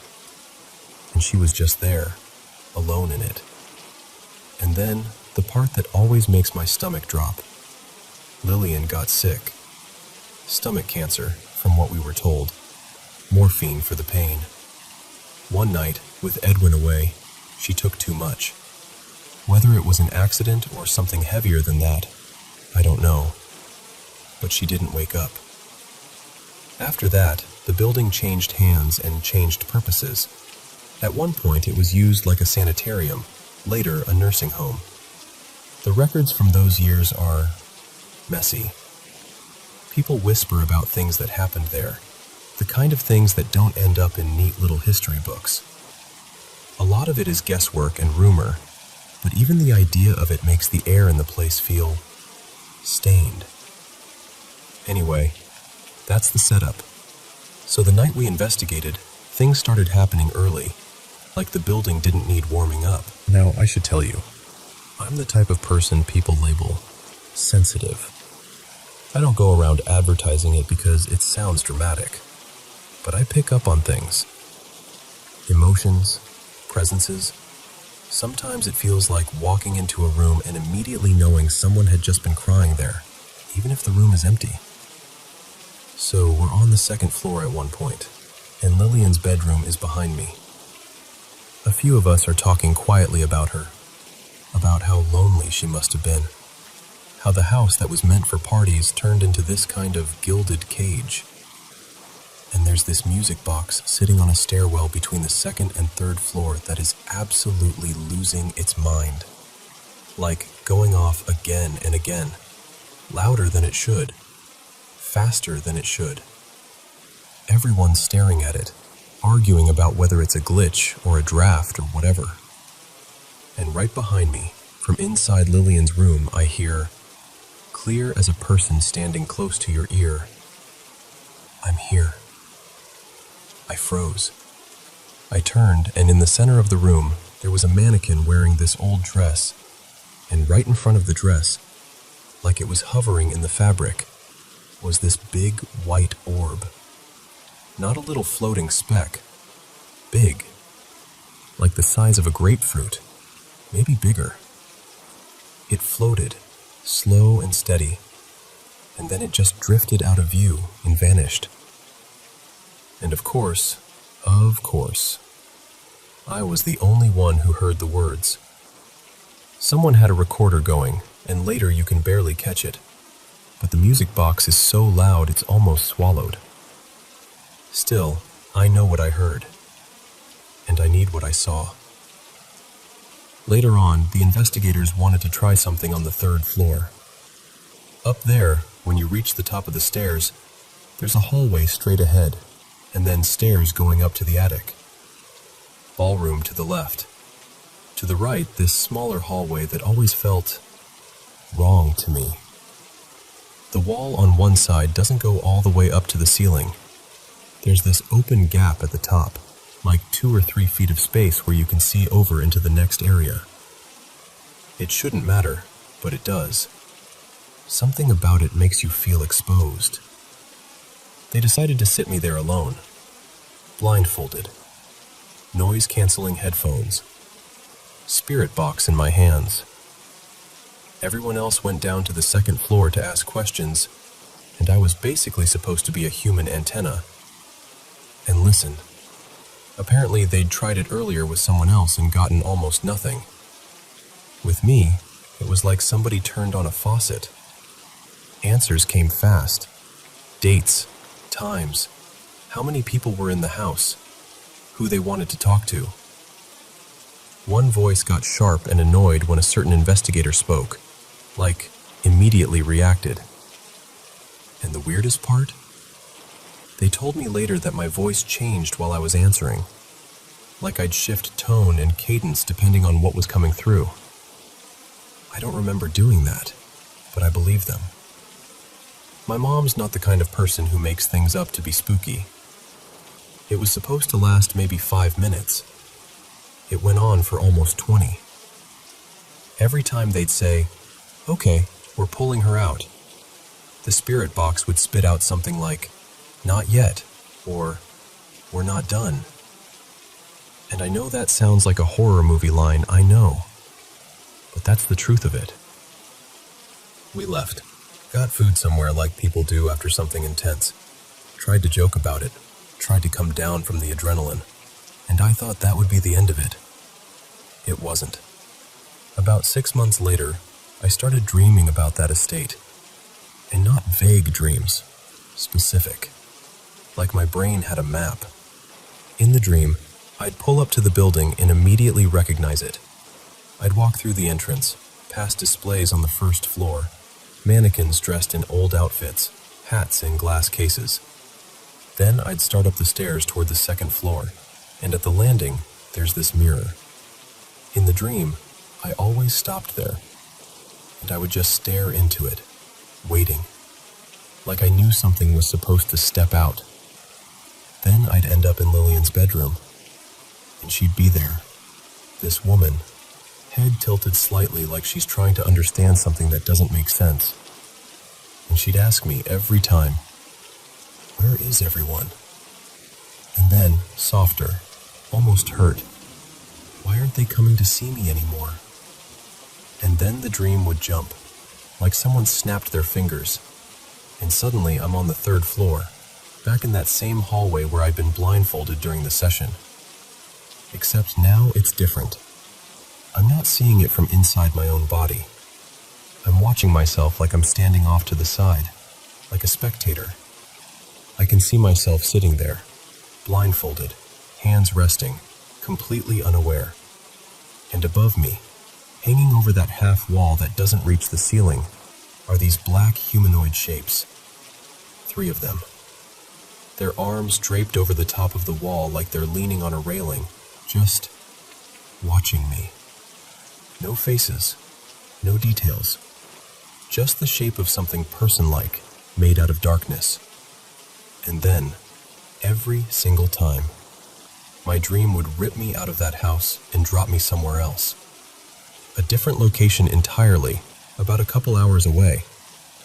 I'd be outside long enough to recognize where I was, and then I'd be inside, standing in this infamous corridor that locals call something like the Runner's Hall. A place people talk about the way they talk about sinkholes, like it's just waiting. Everything would be silent, and then a voice would say, "Where's Nolan?" And that was the cue, that exact moment. Every time I heard that question, I would jolt awake. This happened 6 nights in a row. 6. By the 3rd night, I was tired.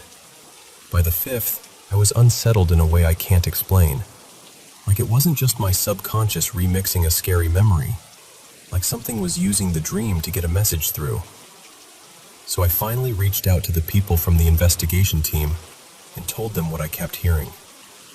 That Lillian was asking where everyone went, why nobody was visiting anymore. That helped a little, but the dreams didn't stop. And then on the next night, when the dream jumped to the 2nd location and the voice asked, "Where's Nolan?" It hit me. This wasn't just about Lillian. It was like the 2nd place was calling for him. I didn't have a way to contact Nolan directly, so I had to tell someone else who could reach him.